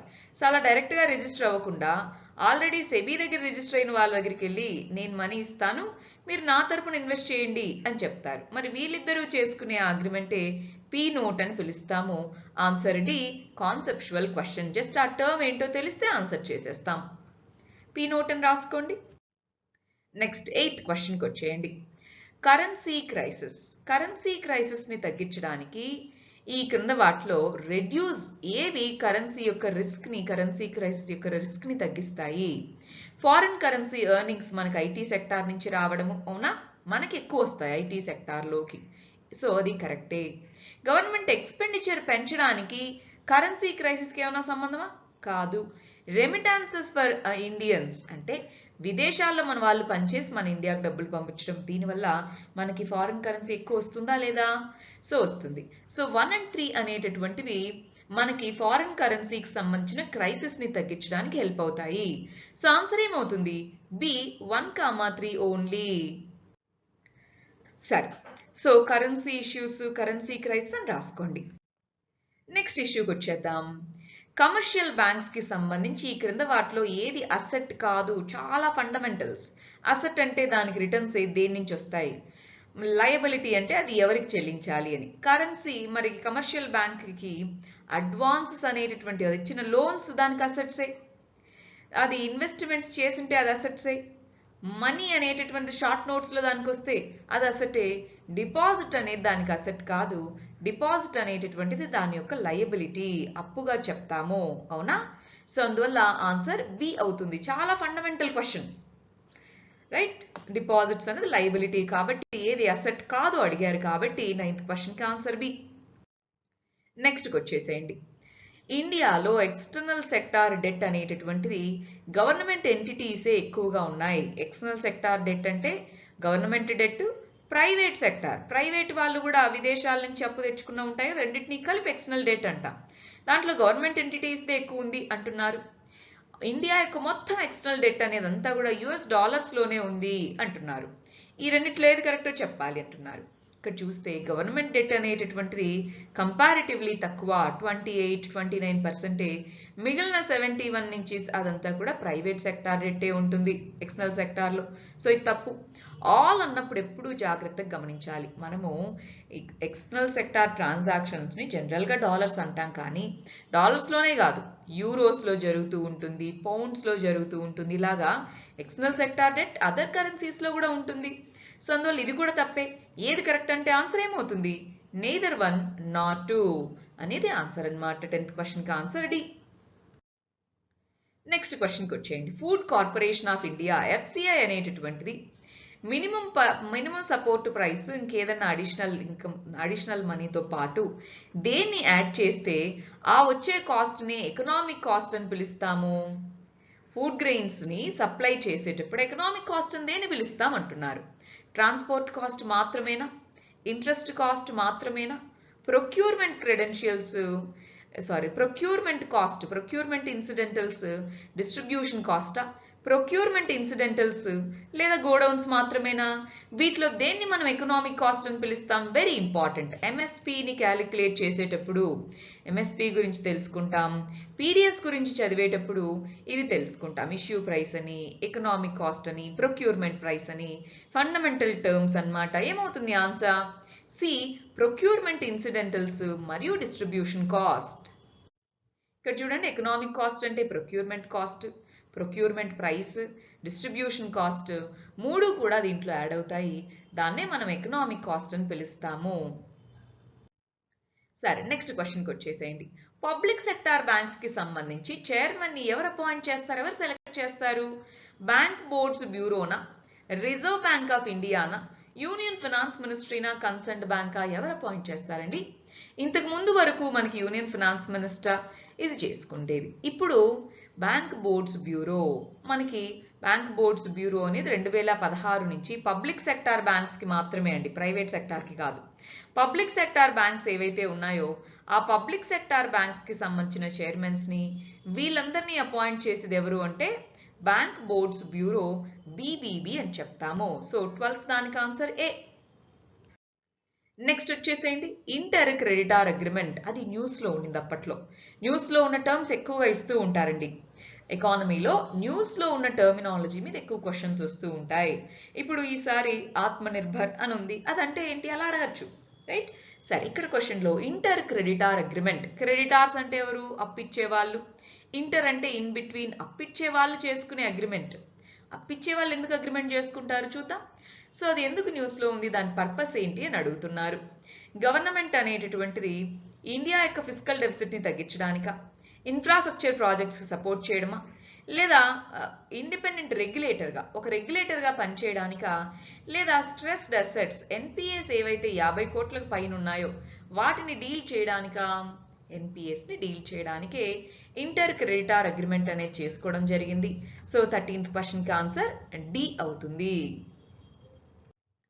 సరే, అవి 2019కి సంబంధించి. ఇప్పుడు 2018కి సంబంధించిన క్వశ్చన్స్ చూద్దాం. ఫస్ట్ చూడండి, మర్చెంట్ డిస్కౌంట్ రేట్ అంటే ఏమిటి? చాలా మంది ఇయర్ ఈ క్వశ్చన్ అడిగిన సంవత్సరం తప్పు ఆన్సర్ చేశారు. మర్చెంట్ డిస్కౌంట్ రేషియో అనగానే మర్చెంట్కి ఏదో లాభం వస్తుంది అనుకున్నారు, కానీ ఏంటో చూడండి. మర్చెంట్ డిస్కౌంట్ రేషియో అంటే బ్యాంక్ మర్చెంట్స్కి వాళ్ళు డిజిటల్ పేమెంట్స్ తీసుకున్నందుకు గాను ఇచ్చేటటువంటి ఇన్సెంటివా, లేదా బ్యాంక్స్ అనేటటువంటిది కస్టమర్స్కి వాళ్ళు డిజిటల్ పేమెంట్స్ చేస్తున్నందుకు గాను కొంత మనీని పే బ్యాక్ చేసేదా, లేదా మర్చెంట్స్ మీద ఛార్జ్ చేయడం, మర్చెంట్ మీద కొంత ఎక్స్ట్రా అమౌంట్ని బ్యాంక్స్ ఛార్జ్ చేస్తాయి వాళ్ళు డెబిట్ కార్డ్స్ వాటి రూపంలో యాక్సెప్ట్ చేసినందుకు, లేదా గవర్నమెంట్ ఇచ్చే ఇనిషియేటివ్ పాయింట్ ఆఫ్ సేల్ మెషిన్స్ని వాడడం వల్ల ఛార్జ్ చేయడము. అంటే అందుకే మీరు చూస్తూ ఉంటారు మర్చెంట్ డిస్కౌంట్ రేట్ అంటే ఏంటంటే, ఇప్పుడు మనం వెళ్ళి ఏదైనా డిజిటల్ ఆన్లైన్ పేమెంట్ చేయాలి, కార్డ్ పేమెంట్ చేయాలన్నాం అనుకోండి, వాళ్ళు ఏమంటారు, వద్దండి మాకు ఇంత ఎక్స్ట్రా పడుతుంది, క్యాష్ ఉంటే ఇవ్వండి అని అడుగుతూ ఉంటారు. మీరు ఎప్పుడన్నా గమనించుంటే. సో అది తెలిసినా కూడా మనం దీనికి కరెక్ట్ ఆన్సర్ చేసేయచ్చు. మర్చెంట్ డిస్కౌంట్ రేషియో అంటే కొంత అడిషనల్ ఛార్జ్ని బ్యాంక్ తన క్రెడిట్ కార్డ్స్ రూపంలో ఈ మర్చెంట్స్ యాక్సెప్ట్ చేసినందుకు గాను వేసేటటువంటిది. So answer C. నెక్స్ట్ వచ్చేసేయండి, ఎఫ్ఆర్బిఎం చట్టంకి సంబంధించింది. Fiscal responsibility budgetary management review committee, దాని పేరు ఏంటండి? NK Singh committee. సరే, ఇక్కడ దాని గురించి 3 స్టేట్మెంట్స్ ఇచ్చారు, వాటిలో ఏది కరెక్టో చెప్పమంటున్నారు. చూడండి, ఎన్కే సింగ్ కమిటీ డెట్ అనేది 60%, 40% సెంటర్, 20% స్టేట్స్ ఉండేలాగా ఉన్న డెట్ని సరి చేసుకోవాలి 2023 కల్లా అని చెప్పిందా? ఇది ఫ్యాక్చువల్, తెలిస్తేనే ఆన్సర్ చేస్తాం, అవునా కదా? చెప్పింది.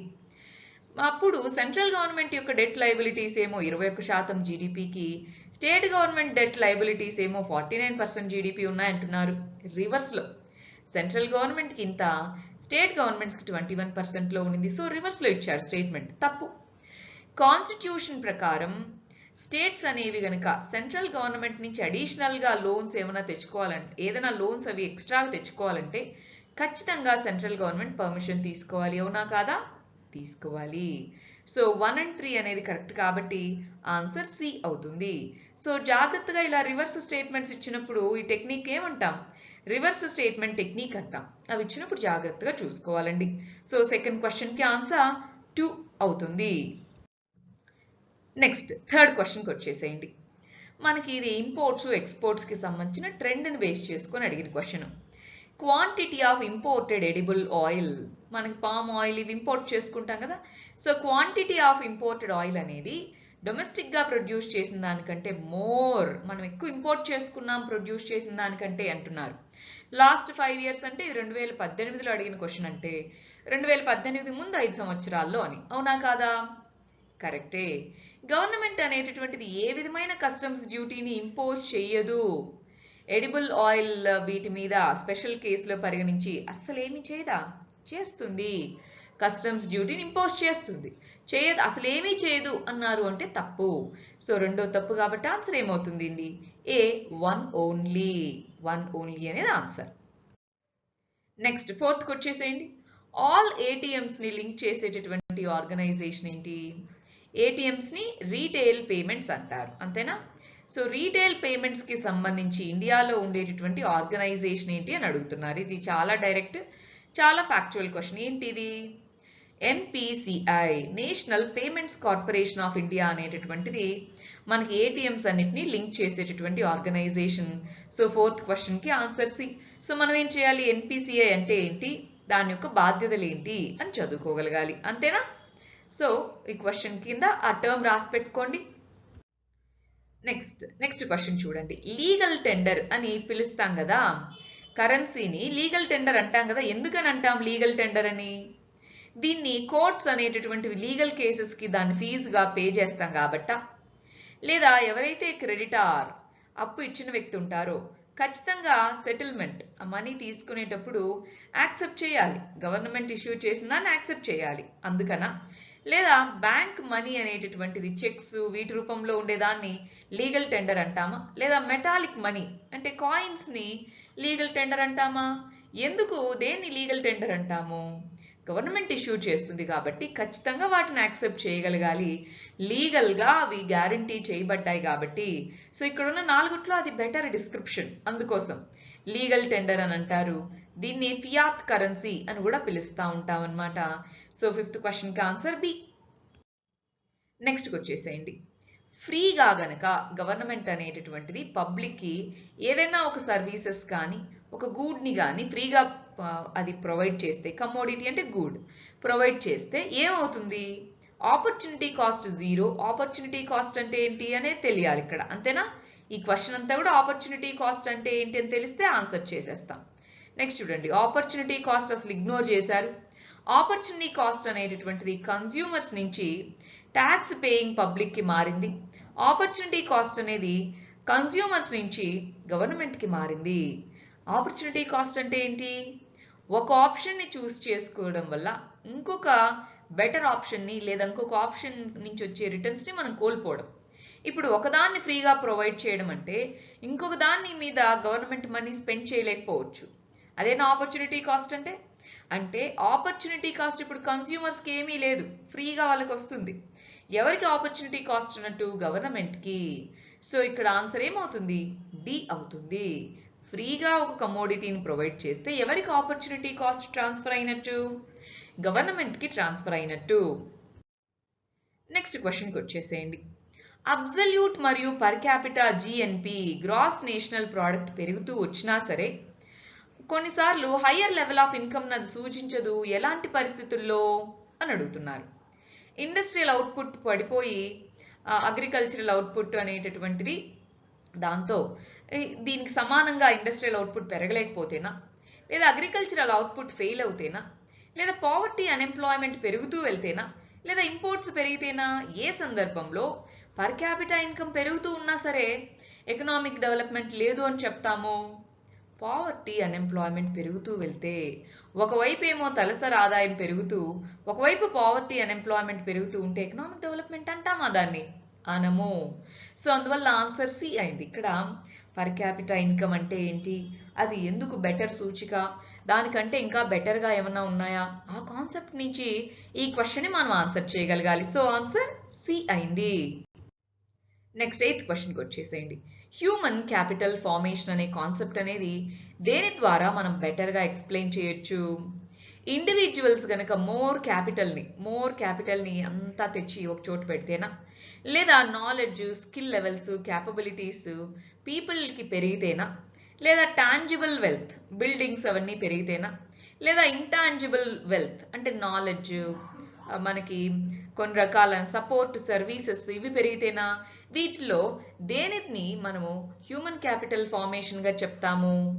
దేని చెప్తామండి? హ్యూమన్ క్యాపిటల్ అంటే హ్యూమన్స్ మీద ఇన్వెస్ట్ చేస్తే వచ్చే రిటర్న్స్. సో ఆన్సర్ ఏమవుతుంది? బి. ఇది కాదు. సో ఆన్సర్ బి 2 ఓన్లీ అనేటటువంటిది ఆన్సర్ అవుతుంది. నెక్స్ట్ చూడండి, హై సేవింగ్స్ ఉన్నా సరే క్యాపిటల్ ఫార్మేషన్ అనేటటువంటిది ఎటువంటి పరిస్థితుల్లో సిగ్నిఫికెంట్గా అవుట్పుట్ పెరగడానికి దారి తీయకపోవచ్చు?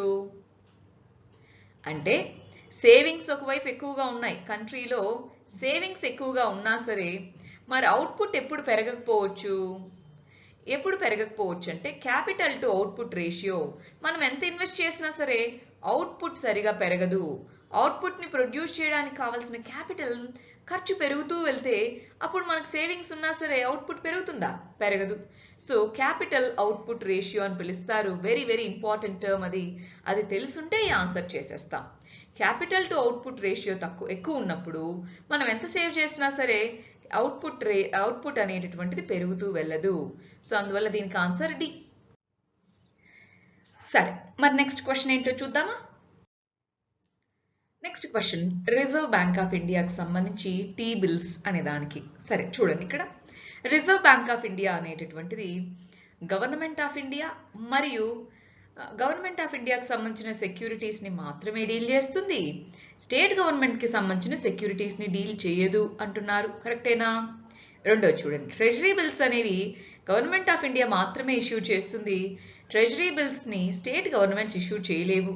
ట్రెజరీ బిల్స్ని డిస్కౌంట్ రేట్లో పార్ వాల్యూని ఫేస్ వాల్యూ అంటాం. సో ఫేస్ వాల్యూతో డిస్కౌంట్ రేట్తో దీన్ని సేల్ చేస్తారు అంటున్నారు. అవునా కాదా? సో మూడిట్లో ఏది కరెక్టో చెప్పాలి. ఫస్ట్ది సెంట్రల్ గవర్నమెంట్కి స్టేట్ గవర్నమెంట్కి సంబంధించిన సెక్యూరిటీస్ని కూడా రిలీజ్ చేస్తుంది. కాకపోతే టీ బిల్స్ షార్ట్ టర్మ్ బిల్స్ని ఓన్లీ సెంటర్కి మాత్రమే రిలీజ్ చేస్తుంది, స్టేట్ గవర్నమెంట్స్కి రిలీజ్ చేయదు. సో ఇది తప్పు స్టేట్మెంట్, ఇది correct statement. T bills face value మీద డిస్కౌంట్ రేట్తో రిలీజ్ చేస్తారు. సో ఇక్కడ మూడిట్లో ఏది కరెక్ట్ అని అడిగారు. ఏది కరెక్ట్ అవుతుంది? C 2, 3 only. 10th క్వశ్చన్కి ఆన్సర్ సి.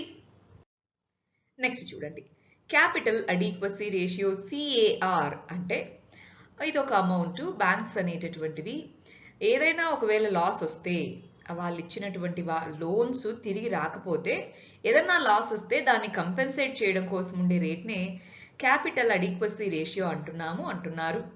రెండోది, ఈ capital adequacy ratio each individual bank ఎంత ఉండాలని డిసైడ్ చేస్తుంది.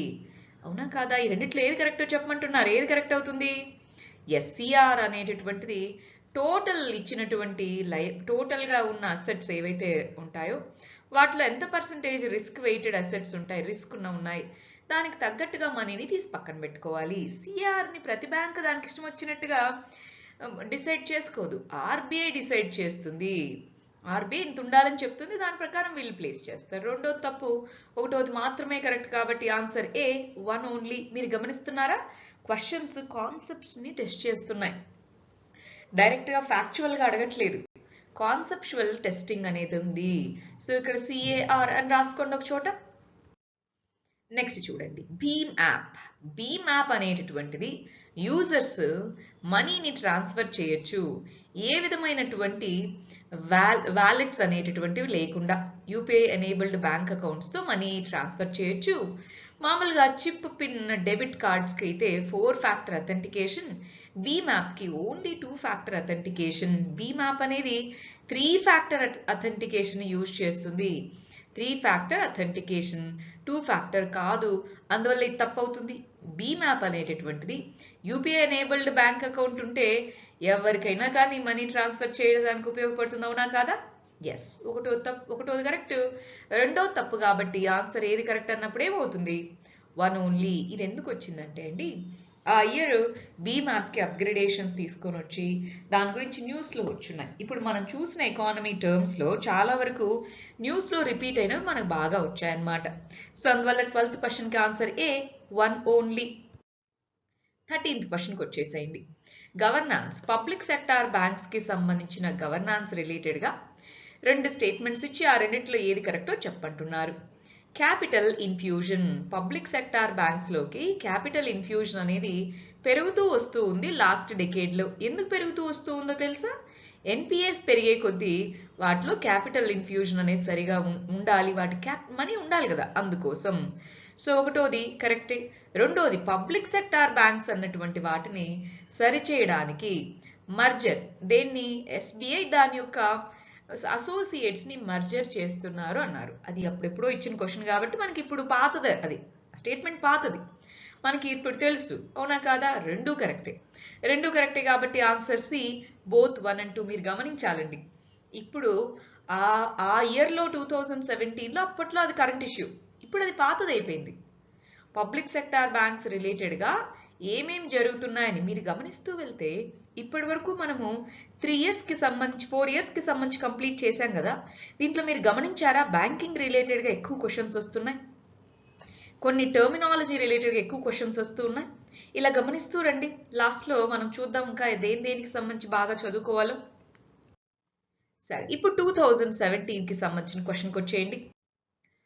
ఫస్ట్ క్వశ్చన్ చూడాలి. National investment and infrastructure fund, దానికి సంబంధించి క్రింద వాటిలో ఏది కరెక్టో చెప్పమన్నారు.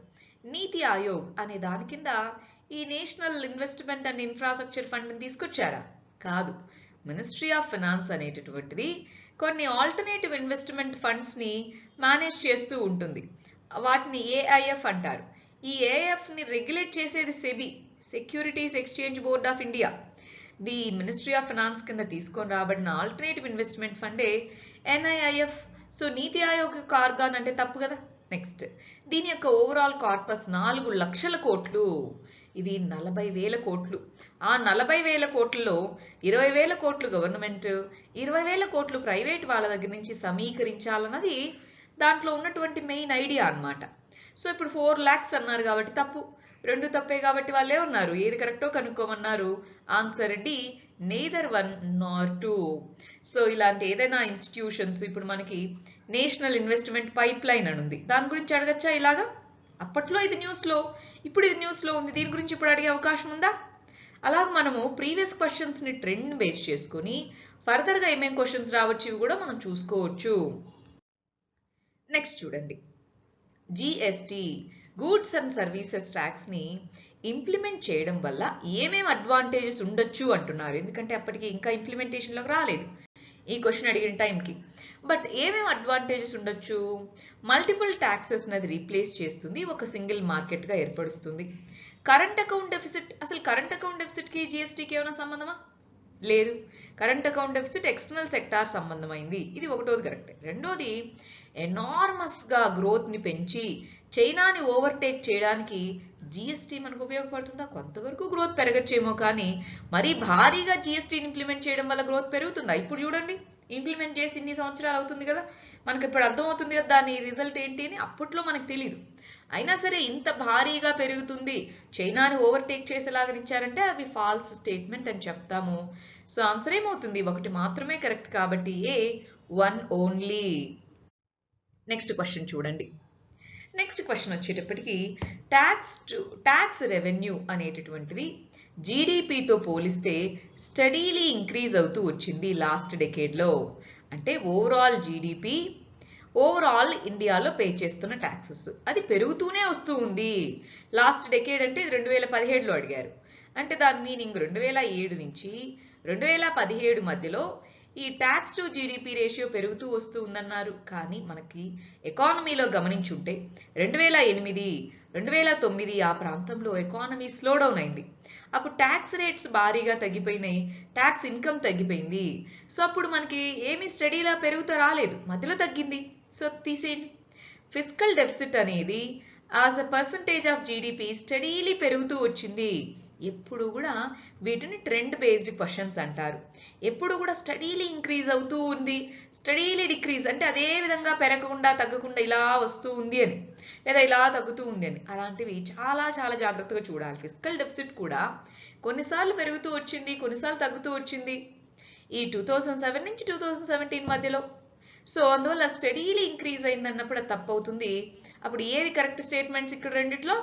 ఏది కాదు, ఆన్సర్ డి అవుతుంది. ఎప్పుడు కూడా ట్రెండ్ బేస్డ్ క్వశ్చన్స్ చాలా ఫ్రీక్వెంట్గా అడుగుతూ ఉంటారు, కనీసం ఒక్కటన్నా అడుగుతూ ఉంటారు సంవత్సరానికి. చాలా జాగ్రత్తగా ఆన్సర్ చేయాలి. నెక్స్ట్ క్వశ్చన్ చూడండి. స్మాల్ ఫైనాన్స్ బ్యాంక్స్ ఎస్ఎఫ్బి అంటారు.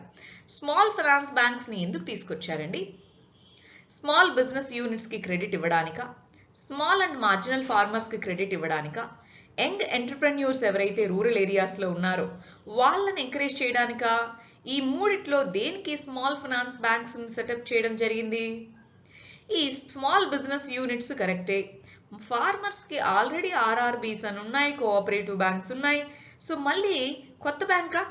కాదు కదా. ఒకసారి లాజికల్ గా ఆలోచించి చూడండి. ఆర్ఆర్బీస్ ఇవన్నీ ఉన్నప్పుడు మళ్ళీ స్మాల్ ఫైనాన్స్ బ్యాంక్స్ కాదు కదా. అలా చూసినా దీన్ని ఎలిమినేట్ చేయగలుగుతాం. సో ఇది ఎస్, స్టార్టప్స్ వీటిలో లోన్స్ ఇవ్వడానికి. సో 1, 3 ఇవి రెండు కరెక్ట్. మనకు తెలియాలి కనీసం 2 అయితే కరెక్ట్ అవుతాయి.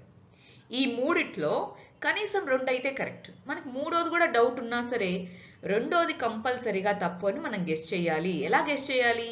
ఎన్నో రకాల అగ్రికల్చర్ కోసం స్పెసిఫిక్ బ్యాంక్స్ ఉన్నాయి, మళ్ళీ ఇది సపరేట్ గా తీసుకొని రాకపోవచ్చు అన్నదైతే మనకు ఐడియా వస్తుంది కదా దీన్ని చూసినప్పుడైనా. సరే, రెండోది తీసేస్తే ఇది ఇది పోతుంది, ఇది పోతుంది. ఆన్సర్ ఏమవుతుంది? C 1, 3 only.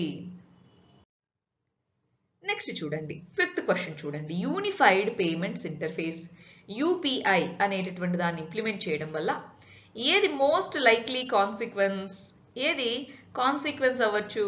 మొబైల్ వ్యాలెట్స్ అనేటటువంటి వాటిని ఇప్పుడు అవసరం లేదు ఆన్లైన్ పేమెంట్స్ ఏమైనా చేయాలంటే. ఇప్పుడు ఇంతకుముందు మనకి పేటిఎం అనేది బాగా ఫేమస్.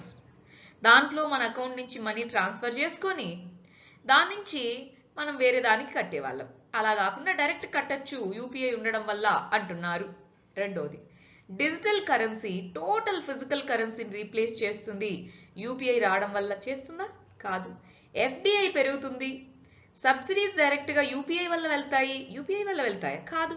సో ఏది కరెక్ట్ గా ఆన్సర్ వీటిలో? మొబైల్ వ్యాలెట్స్ వాడాల్సిన అక్కర్లేదంటే మన బ్యాంక్ అకౌంట్ నుంచి ఒక యాప్లోకి మనీ ట్రాన్స్ఫర్ చేసుకొని దాని నుంచి ట్రాన్సాక్షన్స్ జరపాల్సిన అక్కర్లా. డైరెక్ట్ గా మనకి ఆ యూపీఐ పిన్ నంబర్ ప్లేస్ చేస్తే మన బ్యాంక్ అకౌంట్ నుంచే మనీ కట్ అవుతూ వస్తుంది.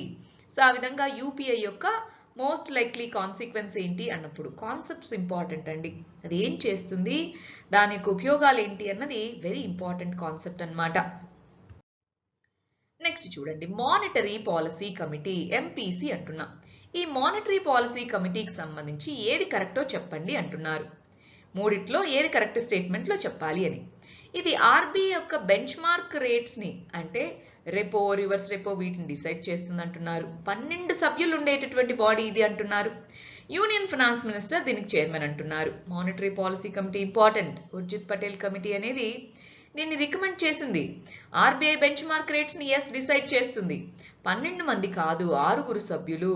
సో ఇది తప్పు, ఇది కరెక్టే. ఫైనాన్స్ మినిస్టర్ దీనికి చైర్మన్ కాదు, ఆర్బీఐ గవర్నర్ దీనికి చైర్మన్. అవునా కాదా? సో ఇది కూడా తప్పే. ఆన్సర్ ఏమవుతుంది? ఏ 1 ఓన్లీ. సో ఆ విధంగా చూసుకుంటూ ఆన్సర్ చేయాలి. అవి 2017 కి సంబంధించి. ఇప్పుడు 2016 కి సంబంధించిన క్వశ్చన్స్ చూసేద్దాం. రైట్, ఫస్ట్ క్వశ్చన్ చూడండి. కోర్ బ్యాంకింగ్ సొల్యూషన్స్ సిబిఎస్ అంటున్నారు. ఈ కోర్ బ్యాంకింగ్ సొల్యూషన్ అనేది న్యూస్ లో ఉంటూ ఉంటుంది కదా. దేన్ని డిస్క్రైబ్ చేస్తుంది? ఆ టర్మ్, ఆ పదము దేని గురించి చెప్తుంది? నెట్వర్క్, బ్యాంక్ బ్రాంచెస్ అన్నిటి యొక్క నెట్వర్క్ ఇది. కస్టమర్స్ ఒక బ్యాంక్ అకౌంట్ నుంచి ఇంకొక బ్రాంచ్ కి సంబంధించి ఏ బ్యాంక్ బ్రాంచ్ కైనా సరే మనీని పంపించవచ్చు, మనం అక్కడైనా ట్రాన్సాక్షన్స్ చేసుకోవచ్చు అంటున్నారు. రెండోది, ఆర్బీఐ బ్యాంకులని కంప్యూటరీకరించి వాటిని కంట్రోల్లో తెచ్చుకోవడానికి సిబిఎస్ తెచ్చిందంటున్నారు. ఇది బ్యాంకులు అనేవి నాన్ పర్ఫార్మింగ్ అసెట్స్ పెరిగాయి కాబట్టి వాటికి సంబంధించి ఒక ప్రొసీజర్ ఇది అంటున్నారు. ఈ మూడిట్లో ఏదండి సిబిఎస్ అని ఒకసారి లాజికల్గా ఆలోచించండి. ఇదైతే కాదు, ఎన్పిఎస్ తీసేయండి. మూడోది తీసేస్తే మనకు ఆన్సర్ రాలేదా? నాన్ పర్ఫార్మింగ్ అసెట్స్ కి సంబంధించిన ప్రొసీజరా ఇది? కోర్ బ్యాంకింగ్ సొల్యూషన్ కాదు. సో తెలిసినా సరే మనకు ఆన్సర్ తెలుస్తుంది. సో ఒకవేళ అలా తెలియకపోయినా సరే మనకు ఒకసారి రెండోది చూడండి. ఆర్బీఐ ఆల్రెడీ కంట్రోల్ ఉంది, మళ్ళీ కంప్లీట్ కంట్రోల్ ఏం తీసుకోవాల్సిన అక్కర్లా. సో ఇది తీసేయండి. సో రెండోది తీసేస్తాం, మూడోది తీసేస్తే ఆన్సర్ 1. ఇది ఒక నెట్వర్క్ అంతే. బ్యాంకులు వాటి బ్రాంచ్లు మాట్లాడుకునేదానికి ఆర్ నెట్వర్క్ అయ్యేదానికి ఒక సాఫ్ట్వేర్ సొల్యూషన్ మాత్రమే ఈ సిబిఎస్ అంటే. సో ఆన్సర్ ఏమవుతుంది? ఏ 1 ఓన్లీ. సరే, మరి నెక్స్ట్ క్వశ్చన్ ఏంటో చూద్దాం. నెక్స్ట్ క్వశ్చన్ చూడండి. Food safety and standards authority of India అనేది లేబులింగ్ రూల్స్ అని తీసుకొచ్చింది, రెగ్యులేషన్ తీసుకొచ్చింది. మరి అవి ఖచ్చితంగా ప్యాకేజెస్ మీద వేటిని పబ్లిష్ చేయాలి? మనం ఒకసారి ఏదైనా ఫర్ ఎగ్జాంపుల్ లేస్ అనే ప్యాకెట్ వెనక తిరిగి చూస్తే ఏవి మ్యాండేటరీగా ఉండాలని చెప్పింది? ఇంగ్రీడియంట్స్ ఉంటాయా? న్యూట్రిషనల్ ఇన్ఫర్మేషన్, ఇన్ని క్యాలరీస్, షుగర్ ఇంత ఉంటుందా? మెడికల్ ప్రొఫెషన్ వాళ్ళు ఏదన్నా రికమెండేషన్స్ ఇస్తే అవి ఉంటాయా? అది వెజిటేరియనా నాన్ వెజిటేరియనా అని ఉంటుందా? ఖచ్చితంగా వీటిలో 2 అయితే కంపల్సరీగా కరెక్ట్ అవుతాయి. ఫస్ట్ చూడండి, ఒకసారి మీరు గుర్తెచ్చుకోండి, ఏదన్నా ఇలా ఫుడ్ ప్యాకేజ్డ్ అయినది తినుంటే మనం ఒకసారి గమనించుంటే అర్థమవుతుందా మనకి? ఇంగ్రీడియంట్స్ ఉంటాయి, న్యూట్రిషనల్ ఇన్ఫర్మేషన్ ఉంటుంది. వెజిటేరియన్కి అయితే గ్రీన్ కలర్లో, నాన్ వెజిటేరియన్కి రెడ్ కలర్లో ఉంటుంది, అవునా? సో మూడోది ఉండదు. సో 3 లేనోడిది ఏముంది చూడండి, 1 to 4 కరెక్ట్ అయింది ఏముంది? సి అనేది. ఇప్పుడు ఇది చదవాలా అండి? ఇప్పుడు ఇది ఖచ్చితంగా చదివితేనే దీనికి ఆన్సర్ రాయాలా? చదవకుండా మన జనరల్ అబ్జర్వేషన్ ని బట్టి కూడా దీనికి ఆన్సర్ రాయలేమా? జనరల్ అబ్జర్వేషన్ ద్వారా కూడా ఇలాంటి క్వశ్చన్స్ కి మనం ఆన్సర్ చేయగలము. సో సెకండ్ క్వశ్చన్ కి ఆన్సర్ సి 1, 2, 4. నెక్స్ట్ క్వశ్చన్ చూడండి. ఈజ్ ఆఫ్ డూయింగ్ బిజినెస్, ఇలాంటివి చాలా డైరెక్ట్ క్వశ్చన్స్, టక్కున ఆన్సర్ చేసేయాలి. ఈజ్ ఆఫ్ డూయింగ్ బిజినెస్ ని ఎవరు పబ్లిష్ చేస్తారు? వరల్డ్ బ్యాంక్ అన్నది ఈజ్ ఆఫ్ డూయింగ్ బిజినెస్ ని పబ్లిష్ చేస్తుంది. So answer C.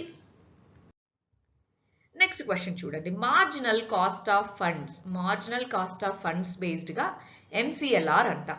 ఈ ఎంసీఎల్ఆర్ అనేటటువంటిది దాని యొక్క పర్పస్ ఏంటి అని అడుగుతున్నారు. ఆర్బీఐ ఎంసీఎల్ఆర్ మీరు గమనిస్తూ రండి. ఇప్పటి వరకు బ్యాంకింగ్ సెక్టార్ కి సంబంధించి ప్రతి ఇయర్ మినిమం 2 క్వశ్చన్స్ వస్తున్నాయి లేదా? గమనిస్తున్నారా? మినిమం 2 క్వశ్చన్స్ బ్యాంకింగ్ సెక్టార్ నుంచి వస్తున్నాయి ఎకానమీలో. సో ఆ చాప్టర్ చాలా జాగ్రత్తగా చదవాలి అని దాని మీనింగ్, రైట్? సరే చూడండి, ఎంసీఎల్ఆర్ కి సంబంధించి 2 స్టేట్మెంట్స్ ఇచ్చారు.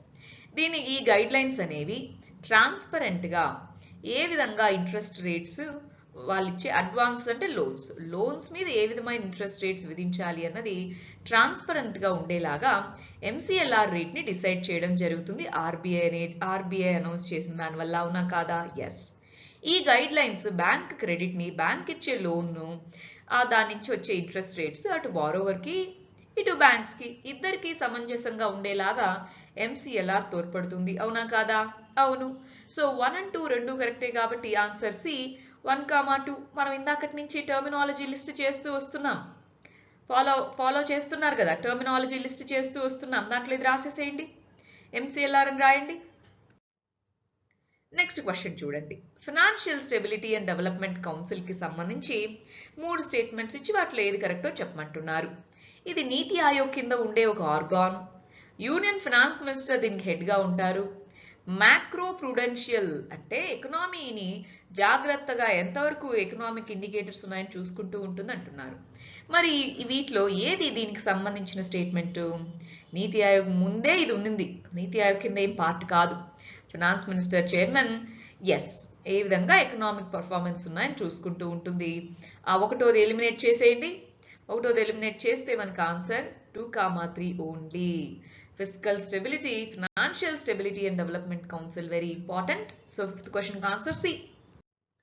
నెక్స్ట్ చూడండి, very important, base erosion profit shifting recent గా కూడా న్యూస్ లో ఉంది.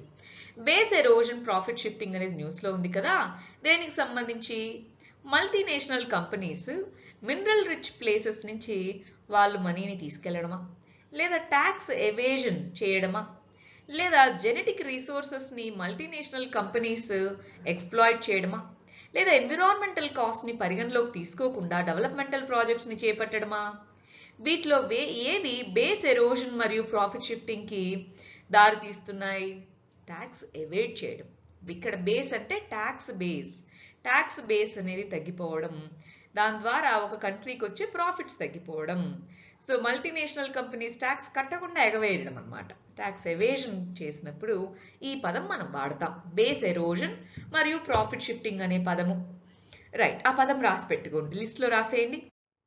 నెక్స్ట్, ఇండియాలో first national investment and manufacturing zone వీటిలో దేంట్లో సెటప్ చేస్తామన్నారు అంటున్నారు. అప్పట్లో అది న్యూస్లో ఉందండి, ఇప్పుడు కాదు. అప్పట్లో న్యూస్లో ఉన్నింది ఏపీలో ప్రకాశంలో సెటప్ చేస్తామని చెప్పున్నారనమాట. అందువల్ల అప్పట్లో మనకు అది న్యూస్లో ఉన్నింది. రైట్, ఆ క్వశ్చన్ ఇప్పుడైతే మనకు తెలీదు. అప్పుడు మీరు కరెంట్ అఫైర్స్ ఒకవేళ ఆ టైంలో రాసే స్టూడెంట్స్ ఆ కరెంట్ అఫైర్స్ ఫాలో అయింటే దీని టక్కన ఆన్సర్ రాసేస్తారు. ఏదేమైనా సరే NIMZ అని ఒక చోట రాసుకోండి, దాని గురించి చదువుకోవచ్చు. నెక్స్ట్, బిట్ కాయిన్స్ అనే దానికి సంబంధించి ఈ క్రింద వాటిలో 3 ఉన్నాయి. ఆ 3 ఏది కరెక్టో చెప్పమంటున్నారు. ఫస్ట్ చదవండి. బిట్ కాయిన్స్ అనేవి సెంట్రల్ బ్యాంక్ ట్రాక్ చేస్తాయి. సెంట్రల్ బ్యాంక్స్ బిట్ కాయిన్ ని ట్రాక్ చేస్తాయి అంటున్నారు. చేస్తాయా? చేయవు. సో ఒకటో తప్పు కదా, తీసేయండి ఒకటోది ఉన్నది. అయితే 2 కానీ 3 కానీ లేదా ఓన్లీ 3 కానీ ఈ రెండిట్లో ఏదో ఒకటి ఆన్సర్ అవ్వాలి. ఎప్పుడు కూడా అండి ప్రిలిమ్స్లో 2 ఆప్షన్స్ని మనం ఈజీగా ఎలిమినేట్ చేస్తాం, ఇంకా మిగిలిన రెండిట్లోనే ఆన్సర్ ఏంటి అన్న దగ్గరే కన్ఫ్యూజ్ అవుతూ ఉంటాము. సరే చూడండి, బిట్ కాయిన్ అడ్రస్ ఎవరి దగ్గరైనా ఉంటే చాలు, వాళ్ళు బిట్ కాయిన్స్ని సెండ్ చేయొచ్చు, రిసీవ్ చేయొచ్చు. బిట్ కాయిన్ అడ్రస్ ఉంటే చాలన్నమాట.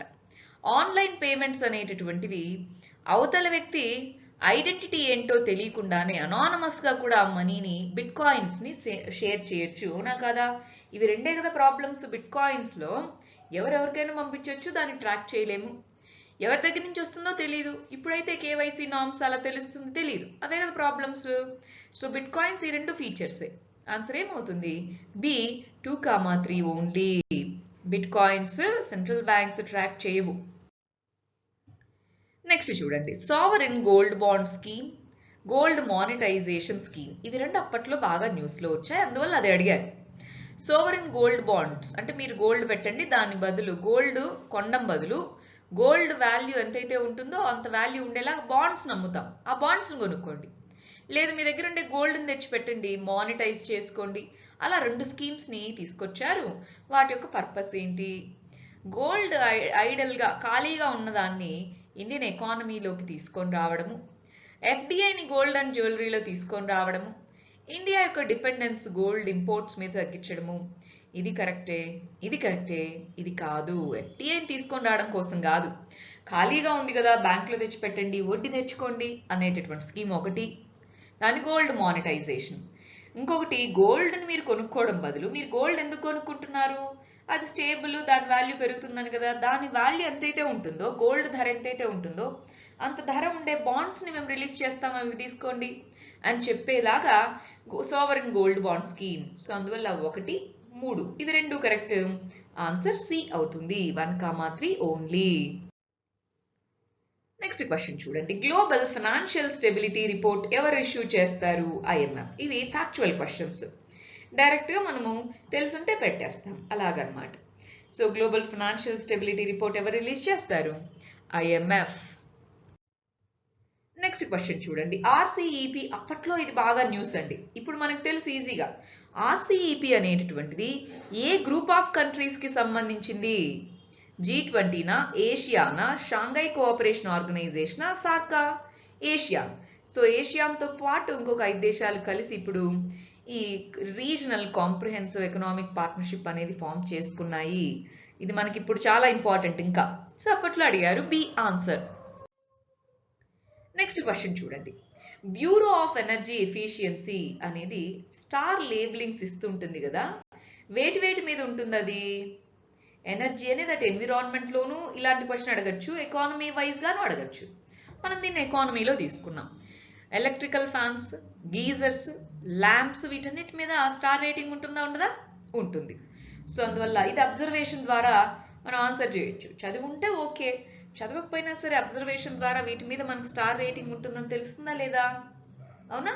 సో ఆన్సర్ డి అవుతుంది. రాసుకోండి బ్యూరో ఆఫ్ ఎనర్జీ ఎఫిషియన్సీ అని.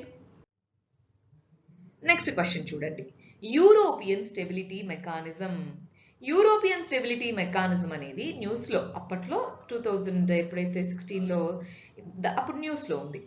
సో ఇది ఒక ఏజెన్సీ, యూరోపియన్ యూనియన్ ద్వారా క్రియేట్ చేయబడిన ఏజెన్సీ రెఫ్యూజీస్ కోసం క్రియేట్ చేసింది. లేదా యూరోపియన్ యూనియన్ క్రియేట్ చేసింది యూరోజోన్ కంట్రీస్కి ఫైనాన్షియల్ అసిస్టెన్స్ ఇచ్చేందుకు. లేదా యూరోపియన్ యూనియన్ అనేది మల్టీలేటరల్ బైలేటరల్ అగ్రిమెంట్స్ కోసం తీసుకొచ్చింది. లేదా యూరోపియన్ యూనియన్ అనేది కాన్ఫ్లిక్ట్స్ ని రిజాల్వ్ చేయడానికి తీసుకొచ్చింది. ఏంటండి ఈ ఫండ్? ఈ అసిస్టెన్స్ యూరోజోన్ కంట్రీస్ కి అసిస్టెన్స్ ఇచ్చేందుకు తీసుకొని రాబడింది. సో ఈ క్వశ్చన్ కి ఆన్సర్ బి అన్నమాట. అది న్యూస్ లో ఉంది, ఇప్పుడు మనకి తెలియకపోవచ్చు. అప్పుడు న్యూస్ లో చదివిన వాళ్ళకి ఇది ఆన్సర్ చేసేస్తారు. సో ఈ క్వశ్చన్ కి బి అంటే ఇలాంటి టర్మ్స్ అడిగి దాని నుంచి క్వశ్చన్స్ రావచ్చు అన్నది మీకు అర్థమవుతుందా? న్యూస్ లో ఉన్న టర్మ్స్ ని ఇలా అడగచ్చు అన్నది దీని నుంచి మనం అర్థం చేసుకోవాల్సిన ట్రెండ్ అన్నమాట. నెక్స్ట్ చూడండి. సరే, నెక్స్ట్ క్వశ్చన్ చూద్దాం. పర్సిస్టెంట్ గా బడ్జెటరీ డెఫిసిట్ అనేటటువంటిది ఇయర్ ఆఫ్టర్ ఇయర్ గా ఉంది కదా, ఆ కంటెక్స్ట్ లో డెఫిసిట్ ని తగ్గించాలి అంటే ఏ చర్యలను తీసుకుంటారు? డెఫిసిట్ ని రెడ్యూస్ చేయడానికి ఏమేమి చర్యలు తీసుకోవచ్చు అంటున్నారు. రెవెన్యూ ఎక్స్పెండిచర్ తగ్గించచ్చా? ఎస్. కొత్త వెల్ఫేర్ స్కీమ్స్ తీసుకొని వస్తే ఖర్చులు ఎక్కువైతే కానీ డెఫిసిట్ ఎలా తగ్గుతుంది? తగ్గదు, తీసేయండి. సబ్సిడీస్ ని రేషనలైజ్, ఎవరికి ఇవ్వాలి ఎవరికి ఇవ్వకూడదని చూసి ఇవ్వడం వల్ల ఎక్స్పెండిచర్ తగ్గుతుంది కదా, కరెక్టే. ఇంపోర్ట్ డ్యూటీని తగ్గించడం, ఇంపోర్ట్ డ్యూటీని మనం తగ్గిస్తే దీని ద్వారా మనకి డబ్బులు తక్కువ వస్తుంది కానీ ఎలా డెఫిసిట్ ఫిల్ అవుతుంది? అవ్వదు, ఇది తీసేయండి. సో అప్పుడు ఆన్సర్ ఏమవుతుంది? 1,3 ఓన్లీ. సి అనేది ఆన్సర్. అంటే ఏవి చేస్తే మనీ వస్తాయి, ఏవి చేస్తే మనీ రావు అని తెలిస్తే దీనికి ఆన్సర్ చేయొచ్చా? సో ఈ క్వశ్చన్ కి ఆన్సర్ సి రాసుకోండి, బడ్జెటరీ డెఫిసిట్ అని రాసుకోండి. Next payment banks. ఇందాక మీరు చూస్తుంటే స్మాల్ ఫైనాన్స్ బ్యాంక్స్ అని ఇచ్చారు, ఇయర్ పేమెంట్ బ్యాంక్స్ అని ఇస్తున్నారు. అంటే రిలేటెడ్ టాపిక్స్ మీద క్వశ్చన్స్ వచ్చే అవకాశాలు ఎక్కువ. చూడండి, పేమెంట్ బ్యాంక్ అనేటటువంటిది ఫైనాన్షియల్ ఇంక్లూజన్ ని ప్రమోట్ చేయడానికి మనం వాడతాం కదా, దానికి సంబంధించి ఏది కరెక్టో చెప్పండి. Mobile telephone companies, super markets payment banks ని ఏర్పాటు చేసుకోవచ్చు, చేయొచ్చా? ఎస్. పేమెంట్ బ్యాంక్స్ అనేవి క్రెడిట్ కార్డ్స్ ని డెబిట్ కార్డ్స్ ని రెండింటిని ఇష్యూ చేయొచ్చు, అవునా? క్రెడిట్ కార్డ్స్ ని ఇష్యూ చేయలేవు, సో ఇది తప్పు. పేమెంట్ బ్యాంక్స్ లెండింగ్, అప్పు ఇవ్వచ్చు, అప్పు ఇవ్వలేవు అంటున్నారు. కెన్ నాట్ లెండ్, అప్పు ఇవ్వలేవు, అవునా కాదా? అప్పు ఇవ్వలేవు, అవి ఓన్లీ బ్యాంక్ డిపాజిట్స్ ని మాత్రమే తీసుకుంటాయి అన్నమాట. కరెక్టే. సో 1,3 కరెక్ట్ కాబట్టి ఆన్సర్ బి. ఈ 15th క్వశ్చన్ కి ఆన్సర్ బి. నెక్స్ట్ క్వశ్చన్ చూడండి. ఐఎఫ్సి మసాలా బాండ్స్, ఇది న్యూస్ లో ఉన్నింది, అప్పట్లో న్యూస్ లో వచ్చింది. సో ఇప్పుడు మనకి దీని గురించి అంత ఐడియా ఉండకపోవచ్చు, బట్ అప్పుడు అది మంచిగా న్యూస్ లో ఉన్నది. దానికి సంబంధించి 2 స్టేట్మెంట్స్ ఇచ్చి ఏది కరెక్టో చెప్పంటున్నారు. ఇంటర్నేషనల్ ఫైనాన్షియల్ కార్పొరేషన్ అనేది వరల్డ్ బ్యాంక్ కింద ఉండే ఒక ఆర్గనైజేషన్, అది ఈ బాండ్స్ ని ఇష్యూ చేస్తుంది. మనకి వరల్డ్ బ్యాంక్ కింద ఉండే 5 పార్ట్స్ ఏంటి అని తెలిస్తే దీనికి ఆన్సర్ చేయగలం, అవునా కాదా? ఎస్. రూపీ డినామినేటెడ్ బాండ్స్, అందుకే మసాలా బాండ్స్, ఇండియా అన్నదాన్ని రిప్రజెంట్ చేసేలాగా, ఇండియాలో మసాలాస్ ఇవి ఎక్కువ కదా, అందుకని మసాలా బాండ్స్ అని పేరు పెట్టింది ఐఎఫ్సి అన్నమాట. సో ఇది కూడా కరెక్టే, 2 కరెక్టే కాబట్టి ఆన్సర్ ఏమవుతుంది? C, both 1 and 2. కరెంట్ ఇష్యూలో ఉన్న కాన్సెప్ట్ నుంచి క్వశ్చన్స్ ఇలా అడగచ్చు. నెక్స్ట్ చూడండి, క్యాపిటల్ బడ్జెట్. క్యాపిటల్ బడ్జెట్ లో ఏవి ఇంక్లూడ్ అయి ఉంటాయి? క్యాపిటల్ బడ్జెట్ అంటే క్యాపిటల్ రిసీట్స్ కావచ్చు, క్యాపిటల్ ఎక్స్పెండిచర్ కావచ్చు, అవునా? ఇప్పుడు చూద్దాం ఈ మూడిట్లో ఏవి ఉన్నాయి, టక్ ఒకసారి గమనించండి. మనకి రోడ్స్, బిల్డింగ్స్, మెషినరీ, వీటిని అక్విజిషన్ కొనడానికి వాటి మీద పెట్టే ఖర్చు క్యాపిటల్ ఎక్స్పెండిచర్, కరెక్టేనా? కరెక్టే. లోన్స్ ఫారెన్ గవర్నమెంట్స్ తెచ్చుకున్నవి ఏమవుతాయి? క్యాపిటల్ రిసీట్స్ అవుతాయి, కరెక్టే. లోన్స్, అడ్వాన్సెస్ స్టేట్స్, యూనియన్ టెరిటరీస్కి ఇస్తే అది క్యాపిటల్ ఎక్స్పెండిచర్ అవుతుంది, కరెక్టే. సో 3 కరెక్టే కాబట్టి ఆన్సర్ ఏమవుతుంది? డి, 1,2,3. ఏది క్యాపిటల్ బడ్జెట్లో యాడ్ చేశారంటే డి ఆన్సర్ అవుతుంది. ఇంపార్టెంట్, క్యాపిటల్ బడ్జెట్ అని రాసుకోండి, రెవెన్యూ బడ్జెట్ అనే సపరేట్ గా మనం చదువుకుందాం. నెక్స్ట్, ఈ క్రింద వాటిలో ఏ కరెన్సీని రీసెంట్ గా అంటే 2016లో ఐఎంఎఫ్ యొక్క స్పెషల్ డ్రాయింగ్ రైట్స్ లో యాడ్ చేశారు? కొన్ని కరెన్సీస్ ఏవైతే ఇంటర్నేషనల్ గా ఇంపార్టెంట్ ఉంటాయో వాటిని స్పెషల్ డ్రాయింగ్ రైట్స్ లో యాడ్ చేస్తూ ఉంటారు. సో ఇప్పుడు వీటిలో దేన్ని యాడ్ చేశారో అని అడుగుతున్నారు. దేన్ని యాడ్ చేశారు? అప్పట్లో చైనా యొక్క కరెన్సీని యాడ్ చేయడం జరిగింది. సో అందువల్ల అది న్యూస్ లో ఉండిందన్నమాట. ఆన్సర్ ఏమవుతుంది? రెమిన్బీ. చైనా యొక్క కరెన్సీ రెమిన్బీ కాబట్టి అది న్యూస్ లో వచ్చింది. 18th question answer D. Next చూడండి, మానిటరీ మరియు ఫైనాన్షియల్ కమిటీ, ఇంటర్నేషనల్ మానిటరీ మరియు ఫైనాన్షియల్ కమిటీకి సంబంధించి 2 స్టేట్మెంట్స్ ఇచ్చారు. అంటే ఇంటర్నేషనల్ ఆర్గనైజేషన్స్ లో న్యూస్ లో ఏవైతే ఉంటాయో వాటిని చదువుకోవాలి. చూడండి, ఈ ఐఎంఎఫ్సి అనేది గ్లోబల్ ఎకానమీకి సంబంధించిన మ్యాటర్స్ ని డిస్కస్ చేసుకుంటుంది. ఐఎంఎఫ్ కి డైరెక్షన్ ఇస్తుంది. పేరులోనే మీకు తెలుస్తూ ఉండాలి, ఇంటర్నేషనల్ మానిటరీ అని ఉందంటేనే ఐఎంఎఫ్ రిలేటెడ్ అని తెలుస్తుంది. కరెక్టే. వరల్డ్ బ్యాంక్ అనేటటువంటిది దీంట్లో జస్ట్ అబ్జర్వర్ గా ఉంటుంది, మీటింగ్స్ లో పాల్గొంటుంది. కరెక్టే. ఈ 2 కరెక్టే కాబట్టి ఆన్సర్ సి, బోత్ 1 and 2. జాగ్రత్తగా ఇలాంటివి వచ్చినప్పుడు న్యూస్ లో ఉన్నప్పుడు చదువుకోవాలండి. వాటి గురించి ఇట్లా స్టేట్మెంట్స్ ఇచ్చి ఏది కరెక్ట్ కాదు అలా అడుగుతూ ఉంటారు. నెక్స్ట్, ఇంపోర్ట్ కవర్ అంటే ఏంటి? ఇది ఇప్పుడు కూడా బాగా న్యూస్ లో ఉంది. ఇంపోర్ట్ కవర్ అంటే ఏంటి? ఓవరాల్ ఇంపోర్ట్స్ ఎంత చేసుకుంటున్నాం జీడిపిలోనా, లేదా టోటల్ వాల్యూ ఆఫ్ జీడిపిలో ఇంపోర్ట్స్ ఎంతనా, లేదా వాల్యూ ఆఫ్ ఎక్స్పోర్ట్స్ కి వాల్యూ ఆఫ్ ఇంపోర్ట్స్ కి మధ్య ఉండే రేషియోనా, లేదా ఎన్ని నెలల ఇంపోర్ట్స్ ప్రస్తుతం ఉన్న ఇంటర్నేషనల్ ఫారిన్ రిజర్వ్స్ మన దగ్గర ఉన్న వాటితో ఎన్ని నెలలు మనము ఇంపోర్ట్స్ చేసుకోవచ్చు అన్నదా? ఇదే ఆన్సర్. ఇంపోర్ట్ కవర్ ప్రస్తుతానికి 18 నెలలుగా ఉంది. 18 months ఇప్పుడున్న ఫారిన్ కరెన్సీతో మనం ఇంపోర్ట్స్ చేసుకోవచ్చు కంటిన్యూస్ గా. సో ఇది కాన్సెప్ట్ అన్నమాట. కాన్సెప్ట్ ఐడియా ఉండాలి. So 20th question answer D. సరే, 2015కి సంబంధించిన క్వశ్చన్స్ చూద్దాం ఇప్పుడు. ఫస్ట్, బెసెల్ అకార్డ్ అని, బెసెల్ 3 నార్మ్స్ అని, ఇవి న్యూస్ లో ఉన్నాయి కదా. దేనికి సంబంధించి? ఇలాంటివి వచ్చినప్పుడు అస్సలు మిస్టేక్స్ చేయకూడదు. Fundamentals, national strategies sustainable development కోసం, లేదా బ్యాంకింగ్ హెల్త్ ని పెంపొందించడం కోసం, green house gas emissions, developed countries నుంచి డెవలపింగ్ కంట్రీస్ కి టెక్నాలజీ రావడం, దేనికి సంబంధించిందండి? ఎకానమీలో ఇచ్చామంటేనే మీకు అర్థమైపోవాలి. బెసెల్ నార్మ్స్ అనేవి బ్యాంకింగ్ సెక్టార్లో రిస్క్ ని తగ్గించి వాటి యొక్క ఫైనాన్షియల్ హెల్త్ ని మెరుగుపరచడానికి తీసుకొని వచ్చినవి. So answer B. ఇప్పుడు మీరు గమనించండి, ఇప్పుడు వరకు మనం 2016 వరకు కంప్లీట్ చేశాం కదా. 2015 నుంచి వచ్చే క్వశ్చన్స్ కొద్దిగా ఫ్యాక్చువల్ గా ఉంటూ వస్తాయి, ఆర్ చాలా డైరెక్ట్ గా ఉంటూ వస్తాయి. గమనిస్తూ రండి. ఇండియన్ ఎకానమీకి సంబంధించి 2 స్టేట్మెంట్స్ ఇచ్చి ఆ రెండిట్లో ఏది కరెక్టో చెప్పమంటున్నారు. రేట్ ఆఫ్ రియల్ జీడిపి అనేటటువంటిది లాస్ట్ డెకేడ్ లో స్టడీగా పెరుగుతూ వచ్చింది. జీడిపి మార్కెట్ ప్రైస్ అనేది స్టడీలీ పెరుగుతూ వచ్చింది. ఓవరాల్ జీడిపి అంటున్నారు. సో ఈ రెండిట్లో ఏది కరెక్ట్? జీడిపి గ్రోత్ రేట్ అంటే 8%, 6% ఇది పెరుగుతూ వచ్చిందా? ఇది ఇచ్చిన టైంకి మధ్యలో 2008, 2009 ఆ ప్రాంతాల్లో జీడిపి తగ్గింది. సో స్టడీగా పెరిగింది అంటే తప్పు. ఇక్కడ ఓవరాల్ జీడిపి అంటే ఎన్ని లక్షల కోట్లు అనేది జీడిపి ఉంటుంది కదా, అది పెరుగుతూ వచ్చింది, అది తగ్గలేదు. సో ఇది కరెక్టే. ఒకటో తప్పు. అందువల్ల ఆన్సర్ బి, 2 ఓన్లీ. ఇలాంటివి ఇందాక నుంచి అనుకుంటూ ఉన్నాం, ట్రెండ్ బేస్డ్ క్వశ్చన్స్ జాగ్రత్తగా చూసుకోవాలని. సో ఇది దానికి ఆన్సర్ అన్నమాట. నెక్స్ట్ చూడండి, ఇండియన్ ఎకానమీలో మానిటరీ పాలసీలో ఏవేవి కాంపోనెంట్స్? చాలా డైరెక్ట్ అవునా కదా. Bank rate, open market operations monetary పాలసీలో, పబ్లిక్ డెట్, పబ్లిక్ రెవెన్యూ, ఇవి మనం ఫిస్కల్ పాలసీలో components. Monetary policy, fiscal policy అంటే ఏంటి అన్న బేసిక్ మీద ఈ క్వశ్చన్ ఇచ్చారు. సో ఆన్సర్ ఏమవుతుంది? 1, 2 ఓన్లీ. గమనిస్తున్నారా? ఈ 2015 నుంచి వస్తున్న క్వశ్చన్స్ చాలా వరకు బేసిక్ గా ఉంటూ వస్తాయి. చూడండి. నెక్స్ట్ చూడండి, ఇన్ఫ్లేషన్ కి సంబంధించి ఏ స్టేట్మెంట్ కరెక్టో చెప్పమంటున్నారు. ఇన్ఫ్లేషన్ ని కంట్రోల్ చేయడం గవర్నమెంట్ ఆఫ్ ఇండియా బాధ్యత మాత్రమే, ఓన్లీ. ఆర్బీఐకి అసలు ఏమీ రోల్ లేదు ఇన్ఫ్లేషన్ ని కంట్రోల్ చేయడంలో. మనీ సర్క్యులేషన్ తగ్గితే ఇన్ఫ్లేషన్ ని కంట్రోల్ చేయొచ్చు, మనీ సర్క్యులేషన్ పెరిగితే ఇన్ఫ్లేషన్ ని కంట్రోల్ చేయొచ్చు. ఏది కరెక్ట్ అండి? సి, అంతేనా? ఇది గవర్నమెంట్ కా, ఆర్బీఐకి ప్రైమరీ రోల్ ఉంది. సో ఈ 2 తప్పే స్టేట్మెంట్సే. మనీ ఇంక్రీజ్ అయితే ఇంకా ఇన్ఫ్లేషన్ పెరుగుతుంది, తగ్గదు. అందుకే మనీ సప్లై తగ్గించడానికి ఆర్బీఐ, మానిటరీ పాలసీ కమిటీ ప్రయత్నిస్తూ ఉంటాయి. సో ఫండమెంటల్ మీద అడిగిన క్వశ్చన్ ఏనా ఇది? సో ఇన్ఫ్లేషన్ రాసుకోండి, ఆన్సర్ సి. నెక్స్ట్ చూడండి, ఇంటర్నేషనల్ గా లిక్విడిటీ ఇంటర్నేషనల్ లిక్విడిటీ అనేది దేని యొక్క నాన్ అవైలబిలిటీ వల్ల వస్తుంది?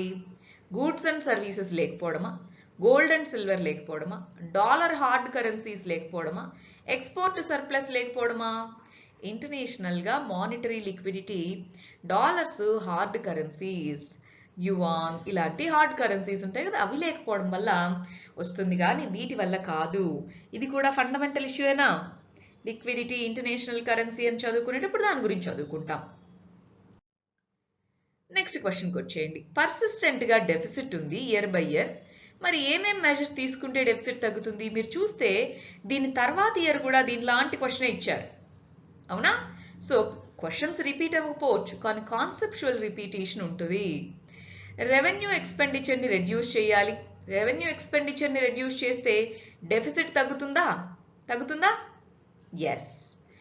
న్యూ వెల్ఫేర్ స్కీమ్స్ ఇంట్రడ్యూస్ చేస్తే తగ్గదు. రేషనలైజింగ్ సబ్సిడీస్ చేస్తే తగ్గుతుంది. ఇండస్ట్రీస్ని ఎక్స్పాండ్ చేస్తే దీనికి దానికేం సంబంధం లేదు. సో ఆన్సర్ చూడండి, 1,3 అనేటటువంటిది ఉందా? ఎస్. సో ఆన్సర్ ఏ అవుతుంది. నెక్స్ట్ చూడండి, ట్యాక్స్ టు జీడిపి రేషియో అనేది తగ్గుతూ వెళ్తే దేన్ని సూచిస్తుంది? ఓవరాల్గా దేశంలో వచ్చే మొత్తం ట్యాక్స్కి జీడిపికి ఉన్న రేషియో తగ్గుతూ వెళ్తే అది దేన్ని సూచిస్తుంది అని అడుగుతున్నాం. దేన్ని సూచిస్తుందండి? ఎకనామిక్ గ్రోత్ రేట్ స్లో అయింది అనా, లేదా ఇన్కమ్ సరిగా డిస్ట్రిబ్యూట్ అవ్వలేదనా? Economic growth rate slow down అయిందని. ఎందుకని? ఎకానమిక్ గ్రోత్ స్లో అవుతే ట్యాక్స్ తక్కువ వస్తుంది, ట్యాక్స్ తక్కువ వస్తే ట్యాక్స్ టు జీడిపి రేషియో తక్కువ వస్తుంది, అంతేనా కాదా? సో అందువల్ల ఆన్సర్ ఏ 1 ఓన్లీ అనేది దానికి ఆన్సర్ అన్నమాట. నెక్స్ట్ చూడండి, 8 కోర్ ఇండస్ట్రీస్ అనేవి ఉన్నాయి. ఐఐపిలో కోర్ ఇండస్ట్రీస్ అనేవి ఉన్నాయి. దాంట్లో ఈ క్రింద వాటిలో దేనికి హైయెస్ట్ వెయిటేజ్? అన్నిటికంటే primary highest weightage petroleum products, అది లేదు ఇక్కడ. సెకండ్ హైయెస్ట్ దేనికి? ఎలక్ట్రిసిటీ జనరేషన్ సెక్టార్కి. సో మనం ఏం చేయాలంటే ఓవరాల్గా 40.3% ఎంతో కోర్ ఇండస్ట్రీస్కి వెయిటేజ్ ఉంది. దాంట్లో టేబుల్లో ఏదేది ఎక్కువ ఉంది అని చూసుకోవాలి. ఇంపార్టెంట్ అన్నమాట, క్వశ్చన్ చాలా ఇంపార్టెంట్. సో ఆన్సర్ బి అవుతుంది. ఇది డైరెక్ట్ క్వశ్చన్. నెక్స్ట్ చూడండి, ఫేర్ అండ్ రెమ్యునరేటివ్ ప్రైస్ అనేది షుగర్ కేన్కి ఇస్తారు కదా, దాన్ని ఎవరు అప్రూవ్ చేస్తారు? Cabinet committee. దాన్ని రికమెండ్ చేసేది సిఏసిపి, దాన్ని అప్రూవ్ చేసేది cabinet committee on economic affairs. So ఇది కూడా డైరెక్ట్ క్వశ్చనేనా? సో 9th క్వశ్చన్కి ఆన్సర్ ఏ. నెక్స్ట్ చూడండి, గ్లోబల్ ఎకనామిక్ ప్రాస్పెక్ట్స్ అనేటటువంటి ఈ రిపోర్ట్ని ఎవరు పీరియాడికల్గా మనకి ఇష్యూ చేస్తూ ఉంటారు? గ్లోబల్ ఎకనామిక్ ప్రాస్పెక్ట్స్ అనేది వరల్డ్ బ్యాంక్. సో రిపోర్ట్స్ బేస్డ్గా క్వశ్చన్స్ వస్తూ ఉంటాయి, వాటిని చూసుకోవాలి. వీటిలో తెలిస్తేనే ఆన్సర్ చేస్తాం, తెలియకపోతే ఆన్సర్ చేయలేం, అలాంటి వాటిని వదిలేస్తామన్నమాట. నెక్స్ట్ క్వశ్చన్ చూడండి, రిజర్వ్ బ్యాంక్ ఆఫ్ ఇండియా ఎస్ఎల్ఆర్ని తగ్గిస్తే, స్టాట్యూటరీ లిక్విడిటీ రేషియోని తగ్గిస్తే ఏమవుతుంది అని అడుగుతున్నారు. ఎస్ఎల్ఆర్ని తగ్గిస్తే రిజల్ట్ ఏమొస్తుంది? ఇండియా యొక్క జీడిపి గ్రోత్ పెరుగుతుందా? ఫారిన్ ఇన్స్టిట్యూషనల్ ఇన్వెస్టర్స్ బాగా వస్తారా? షెడ్యూల్డ్ కమర్షియల్ బ్యాంక్స్ వాటి యొక్క ఇంట్రెస్ట్ రేట్స్ని తగ్గిస్తాయా? లేదా లిక్విడిటీ డ్రాస్టిక్గా తగ్గిపోతూ వస్తుందా? షెడ్యూల్డ్ కమర్షియల్ బ్యాంక్స్ కొంతవరకు వాటి యొక్క ఇంట్రెస్ట్ రేట్స్ని తగ్గిస్తాయి, అంతేగాని ఎస్ఎల్ఆర్ని తగ్గించగానే మిగిలినవి కావన్నమాట. సో ఆన్సర్ ఏమవుతుందండి? 11th క్వశ్చన్కి ఆన్సర్ సి. ఎస్ఎల్ఆర్, సిఆర్ఆర్ వాటి యొక్క బేసిక్స్కి సంబంధించిన క్వశ్చన్ ఇది. నెక్స్ట్ క్వశ్చన్ చూడండి, అగ్రికల్చరల్ మార్కెట్స్ని ఇండియాలో రెగ్యులేట్ చేసే చట్టం ఏంటి? ఏపీఎంసీ చట్టాలు. స్టేట్స్ అనేవి దీన్ని తీసుకొస్తాయి. సో ఇది డైరెక్ట్ క్వశ్చనేనా? ఏపీఎంసీ చట్టాలు అనేవి అగ్రికల్చరల్ ప్రోడక్ట్స్ యొక్క మార్కెట్స్ని రెగ్యులేట్ చేస్తాయి. So answer B.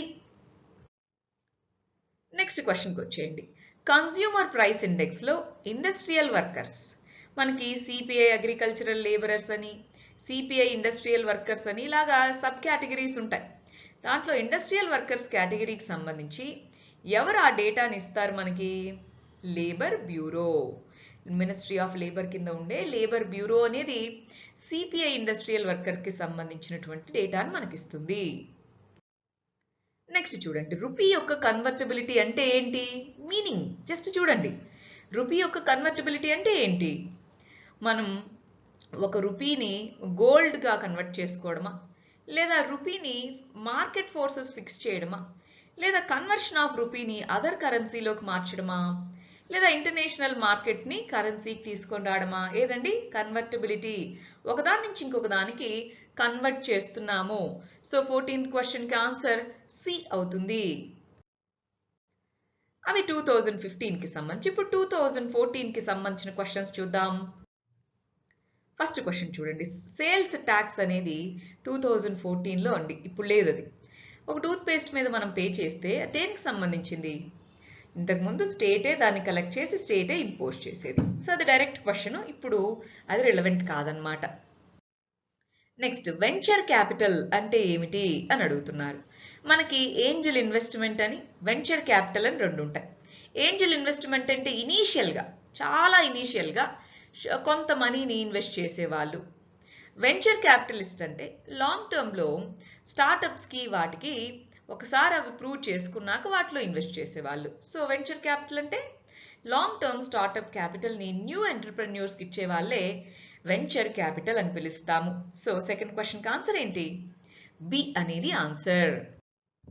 Next, 12th 5-year plan యొక్క ఆబ్జెక్టివ్ డైరెక్ట్ క్వశ్చనా కాదా?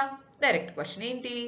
Faster, sustainable, more inclusive growth అనేది దాని యొక్క ఆబ్జెక్టివ్.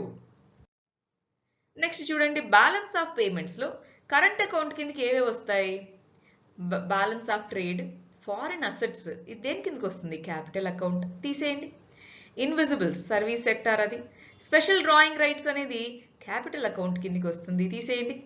ఆన్సర్ ఏమవుతుంది? సి 1,3. సో ఇది కూడా ఫండమెంటల్స్ ఏనా? క్యాపిటల్ అకౌంట్ అంటే ఏంటి, కరెంట్ అకౌంట్ అంటే ఏంటి అన్న ఫండమెంటల్ మీద ఈ క్వశ్చన్ అడగడం జరిగింది. So answer C. Next, marginal standing facility, net demand and time liabilities, ఇలాంటి పదాలు న్యూస్లో ఉన్నాయి కదా. సో అవి దేనికి సంబంధించి వాడతారు? ఈజీయేనా? బ్యాంకింగ్ సెక్టారేనా? సో ఆన్సర్ ఏ అవుతుందా? ఆన్సర్ ఏ అవుతుంది. నెక్స్ట్ చూడండి, బ్యాంక్ కరెస్పాండెంట్స్ అనే వాళ్ళు ఉంటారు కదా, వాళ్ళ యొక్క విధులు ఏంటి? వాళ్ళు సబ్సిడీస్ అవన్నీ బ్యాంక్ అకౌంట్స్లో పెడితే డ్రా చేసి వాళ్ళకి ఇవ్వడానికి, డిపాజిట్స్ విత్డ్రాల్స్ చేసుకోవడానికి బ్యాంక్ కరెస్పాండెంట్స్ పనిచేస్తారా లేదా? Yes, correct. సో అందువల్ల ఇది కరెక్టే, ఇది కరెక్టే. ఆన్సర్ సి అవుతుంది. కాన్సెప్చువల్ క్వశ్చన్ ఇది. నెక్స్ట్, స్టాట్యూటరీ రిజర్వ్ రిక్వైర్మెంట్స్, దాని యొక్క పర్పస్ ఏంటి? ఎందుకు ఎస్ఎల్ఆర్ అనే దాన్ని మెయింటైన్ చేయాలి? ఆర్బీఐ కంపల్సరీగా ఎందుకు చెప్తుంది? సెంట్రల్ బ్యాంక్స్ ఎంతైతే అడ్వాన్సెస్ ఇస్తాయో దాన్ని కంట్రోల్ చేయడానికా, లేదా పీపుల్ యొక్క డిపాజిట్స్ సేఫ్ అండ్ లిక్విడ్గా ఉండడానికా, కమర్షియల్ బ్యాంక్ ఎక్సెసివ్ ప్రాఫిట్స్ చేయకుండా ఉండడానికా, లేదా సఫిషియంట్ క్యాపిటల్ ఎప్పటికప్పుడు మెయింటైన్ చేయడానికా, వాల్ట్ క్యాష్ అనేది మెయింటైన్ చేయడానికా? సో ఇదేనా? అడ్వాన్సెస్ మీరు లిమిట్లో ఇవ్వాలి, వచ్చిందంతా కూడా మీరు అప్పుగా ఇవ్వకూడదు, వచ్చిందంతా కూడా మీరు లోన్స్కి ఇవ్వకూడదు అన్నది కంట్రోల్ పెట్టడానికైనా ఎస్ఎల్ఆర్ వచ్చింది. ఎస్, బ్యాంక్ డిపాజిట్స్ లిక్విడ్ రూపంలో అంటే అది సిఆర్ఆర్ అవుతుంది. ఇది తప్పు, ప్రాఫిట్స్ కాదు. వాల్ట్ మనీ అనేది వేరే, మినిమం అది వేరే అన్నమాట. సో ఆన్సర్ ఏమవుతుంది? ఏ 1 ఓన్లీ. నెక్స్ట్ చూడండి, ఇంట్రెస్ట్ రేట్ అనేది ఒక ఎకానమీలో తగ్గితే అది దేనికి దారితీస్తుంది? ఇంట్రెస్ట్ రేట్ అనేటటువంటిది కనుక తగ్గితే ఎకానమీలో అది దేనికి దారితీయచ్చు? వడ్డీ రేట్ తగ్గితే ఓవరాల్గా కన్జంప్షన్ ఎక్స్పెండిచర్ తగ్గుతుందంటున్నారు, ట్యాక్స్ కలెక్షన్ పెరుగుతుందంటున్నారు, ఇన్వెస్ట్మెంట్ ఎక్స్పెండిచర్ పెరుగుతుందంటున్నారు, సేవింగ్స్ పెరుగుతుందన్నారు. ఇప్పుడు ఇంట్రెస్ట్ రేట్, వడ్డీ రేట్ తగ్గితే ఇన్వెస్ట్మెంట్ పెరగచ్చా? ఎస్, అంతేనా? తక్కువ వడ్డీ రేట్కి ఇస్తున్నారని ఎక్కువ మంది లోన్స్ తీసుకోవచ్చు. సో ఆన్సర్ సి అవుతుంది. నెక్స్ట్ చూడండి, వరల్డ్ ఎకనామిక్ అవుట్లుక్. ఈ వరల్డ్ ఎకనామిక్ అవుట్లుక్ అనేటటువంటిది ఎవరు పబ్లిష్ చేస్తారు? World economic forum. సో ఇవి డైరెక్ట్గా ఉండే క్వశ్చన్స్, ఒకసారి చూసుకుంటారు. సరే, మరి ఈ క్వశ్చన్కి ఆన్సర్ ఏమవుతుంది? చూడండి, ప్లాన్ నాన్ ప్లాన్ ఎక్స్పెండిచర్కి సంబంధించి ఈ క్రింద వాటిలో ఏవి కవర్ అయ్యాయి అంటున్నారు? Defence, interest payments, salaries, subsidies, ఇవన్నీ కూడా నాన్ ప్లాన్ ఎక్స్పెండిచరే. ఇంతకుముందు ఇవన్నీ కూడా కేటగరైజేషన్ ప్లాన్, నాన్ ప్లాన్ అని ఉండేది. నీతి ఆయోగ్ వచ్చిన తర్వాత ఈ కేటగరైజేషన్ అయితే లేదు, బట్ ఇది ప్రీవియస్ క్వశ్చన్ కాబట్టి ఈ విధంగా అడిగారు. ఆన్సర్ సి అవుతుంది. మరి నెక్స్ట్ క్వశ్చన్ చూద్దాం. 2013కి సంబంధించిన క్వశ్చన్స్ వాటిలో చూసేద్దామా. ఫస్ట్ క్వశ్చన్ చూడండి. బ్యాలెన్స్ ఆఫ్ పేమెంట్స్ అనేటటువంటిది ఒక కంట్రీలో సిస్టమాటిక్ రికార్డ్. దేనికి సంబంధించిన systematic record balance of payments అంటే? ఆల్ ఇంపోర్ట్ మరియు ట్రాన్సాక్షన్స్ ఒక పీరియడ్లోన, లేదా గూడ్స్ ఎక్స్పోర్ట్ చేసేవా, లేదా ఎకనామిక్ ట్రాన్సాక్షన్స్ మన గవర్నమెంట్కి అనదర్ కంట్రీకి మధ్య జరిగేవా, క్యాపిటల్ మూమెంటా ఒక కంట్రీ నుంచి ఇంకో కంట్రీకి? ఆల్ ఎకనామిక్ ట్రాన్సాక్షన్స్, అవునా కాదా? బ్యాలెన్స్ ఆఫ్ పేమెంట్ అనేవి all economic transactions, all imports, all. సరే చూడండి, బీఓపి బ్యాలెన్స్ ఆఫ్ పేమెంట్ అంటే ఇంపోర్ట్ అండ్ అదర్ ట్రాన్సాక్షన్సా, ఓన్లీ ఎక్స్పోర్ట్సా, ఓన్లీ గవర్నమెంట్కి ఇంకో కంట్రీకేనా? గవర్నమెంట్కి ఇంకో కంట్రీకే కాదండి, ఇది ఒకసారి చూడాలి. ఇక్కడ ఆప్షన్ సరిగా ఇవ్వలేదు, క్వశ్చన్లో ఏదో మిస్టేక్ ఉంది. But all imports other transactions అన్నీ కూడా, ఇంపోర్ట్సే కాదు అదర్ ట్రాన్సాక్షన్స్ అన్నీ కూడా ఒక సంవత్సర కాలంలో నార్మల్గా జరిగే వాటన్నిటిని బ్యాలెన్స్ ఆఫ్ పేమెంట్స్ కింద మనం రాసుకుంటాము. గవర్నమెంట్ ఇంకో గవర్నమెంట్ కిందే కాదు, ఈవెన్ ఇండివిజువల్స్, ప్రైవేట్ సెక్టార్ వాటన్నిటి మధ్య జరిగే ట్రాన్సాక్షన్స్ అన్నీ కూడా బ్యాలెన్స్ ఆఫ్ పేమెంట్ అనే కేటగిరీ కిందకి వస్తుంది. సరే నెక్స్ట్ క్వశ్చన్ చూడండి. రిజర్వ్ బ్యాంక్ ఆఫ్ ఇండియా అనేటటువంటిది కమర్షియల్ బ్యాంక్స్కి సంబంధించిన ఏ ఏ విషయాల్ని రెగ్యులేట్ చేస్తుంది? లిక్విడిటీ ఆఫ్ అసెట్స్ అంటే బ్యాంకుల దగ్గర ఉండేటటువంటి లోన్స్ అవి ఏ విధంగా పర్ఫామ్ చేస్తున్నాయి, వాటి లిక్విడిటీ ఎంత అని చూస్తుందా? ఎస్. బ్రాంచ్ ఎక్స్పాన్షన్ గురించి చూసుకుంటుందా? ఎస్. బ్యాంక్ మర్జర్స్, విలీనం అంటాం, చూసుకుంటుందా? ఎస్. బ్యాంక్స్ ఎత్తివేయాలి, వైండప్ చేయాలి, దాని గురించి కూడా ఆర్బీఐ రెగ్యులేట్ చేస్తుందా? ఎస్. ఇవన్నీ కాబట్టి ఆన్సర్ డి 1, 2, 3, 4. అంటే ఆర్బీఐ ఒక సెంట్రల్ బ్యాంక్గా ఏమేమి ఫంక్షన్స్ కమర్షియల్ బ్యాంక్స్ అదర్ బ్యాంక్స్కి సంబంధించి చూసుకుంటుంది, అది ఇక్కడ మనకి క్వశ్చన్ అన్నమాట. సో ఆన్సర్ డి అయింది. నెక్స్ట్ క్వశ్చన్ చూడండి. బ్యాంక్ రేట్ పెరిగితే అది దేన్ని సూచిస్తుంది? మార్కెట్ రేట్ ఆఫ్ ఇంట్రెస్ట్ అనేది పడిపోవడాన్న, లేదా సెంట్రల్ బ్యాంకింగ్ అసలు లోన్స్ ఇవ్వలేదు అన్నదాన్న, లేదా central bank easy monetary policy follow అవుతుందనేదాన్న, లేదా టైట్ మానిటరీ పాలసీ ఫాలో అవుతుందనేదాన్న? బ్యాంక్ రేట్ పెంచుతుందా తగ్గుతుందా? ఇంక్రీజ్ చేస్తుంది. ఇంక్రీజ్ చేయడం అంటే టైట్ మానిటరీ పాలసీ. అంటే ఆన్సర్ ఏమవుతుందండి? ఆప్షన్ డి అనేది ఆన్సర్. సో ఇక్కడ మనం టర్మ్స్ రాసుకుంటున్నాం కదా లిస్ట్ అంతా. ఇక్కడ ఏ టర్మ్ వస్తుంది? Tight monetary policy, easy monetary policy, దానికి సంబంధించి క్వశ్చన్గా రాసుకోవచ్చు. సో ఆన్సర్ డి అని రాసుకోండి. Next question. డెఫిసిట్ ఫినాన్సింగ్ అన్న దాన్ని ఉపయోగించి మనీని, రీసోర్సెస్ని గ్యాదర్ చేసుకుంటాం కదా, దేనికోసం? ఎకనామిక్ డెవలప్మెంట్ కోసమా, డెట్ కోసమా, లేదా బ్యాలెన్స్ ఆఫ్ పేమెంట్ని అడ్జస్ట్ చేయడం కోసమా, ఫారెన్ డెట్ని తగ్గించడం కోసమా? దేనికోసం డెఫిసిట్ ఫినాన్సింగ్ అనేది చేసి రీసోర్సెస్ని రేజ్ చేసుకుంటారు? డెఫిసిట్ ఫినాన్సింగ్ అన్నదే కాదు, రీసోర్సెస్ని గ్యాదర్ చేసుకోవడం అన్నది కూడా మీరు గమనించాలి. దేనికోసం అండి? Economic development. అప్పు తెచ్చైనా సరే ఇన్ఫ్రాస్ట్రక్చర్లో వీటన్నిటిలో ఇన్వెస్ట్ చేయడం కోసం, ఎస్పెషలీ డెవలపింగ్ కంట్రీస్ ఎప్పుడు కూడా డెఫిసిట్ అనేటటువంటి వాటిలో ఉంటాయి, ఎందుకంటే ఇన్వెస్ట్మెంట్ రెస్పాన్సిబిలిటీస్ ఎక్కువ ఉంటాయి కాబట్టి. సో ఎకనామిక్ డెవలప్మెంట్ అన్నది ఆన్సర్ అవుతుంది. నెక్స్ట్ చూడండి. ఈ క్రింద వాటిలో ఏది capital account? Capital account, current account అని అంటూ ఉంటాం. క్యాపిటల్ అకౌంట్లో ఏమేమి వస్తాయి? ఫారెన్ లోన్స్ వస్తాయా? ఎస్. ఎఫ్డిఐ వస్తుందా? ఎస్. రెమిటాన్సెస్ కరెంట్ అకౌంట్ కిందికి వస్తుంది. సో ఇది తీసేయండి. Portfolio investment, foreign portfolio investment అన్నా ఫారెన్ ఇన్వెస్ట్మెంట్, సో అది కూడా వస్తుంది కాబట్టి కరెంట్ అకౌంట్ కిందకే. ఆన్సర్ ఏమవుతుందండి? 1, 2, 4 అంటే ఆన్సర్ బి. కరెంట్ అకౌంట్ అంటే ఏంటి, క్యాపిటల్ అకౌంట్ అంటే ఏంటి, వీటికి సంబంధించిన క్వశ్చన్ అన్నమాట ఇది. నెక్స్ట్ క్వశ్చన్ చూద్దాం. మనకి 2 స్టేట్మెంట్స్ ఇచ్చి ఏవి కరెక్టో చెప్పమంటున్నారు. ఇన్ఫ్లేషన్ అన్నది డెటార్స్, అప్పు చేసిన వాళ్ళకి డెటార్స్కి ఎక్కువ లాభాన్ని ఇస్తుంది. ఇన్ఫ్లేషన్ అనేది బాండ్ హోల్డర్స్కి లాభాన్ని ఇస్తుంది అంటున్నారు. అంటే డెటార్స్ అప్పు తీసుకున్న వాళ్ళు, అప్పు తీసుకున్న రోజుటి కంటే కూడా బాగా ప్రైసెస్ పెరిగాయి కాబట్టి వాళ్ళు 100 రూపాయలు వెనక్కి ఇవ్వాలి. ఆ 100 రూపాయలు వెనక్కి ఇచ్చినప్పుడు దాని ధర వాళ్ళు తీసుకున్నప్పుడు ధర కంటే మనీ వాల్యూ తక్కువే కదా.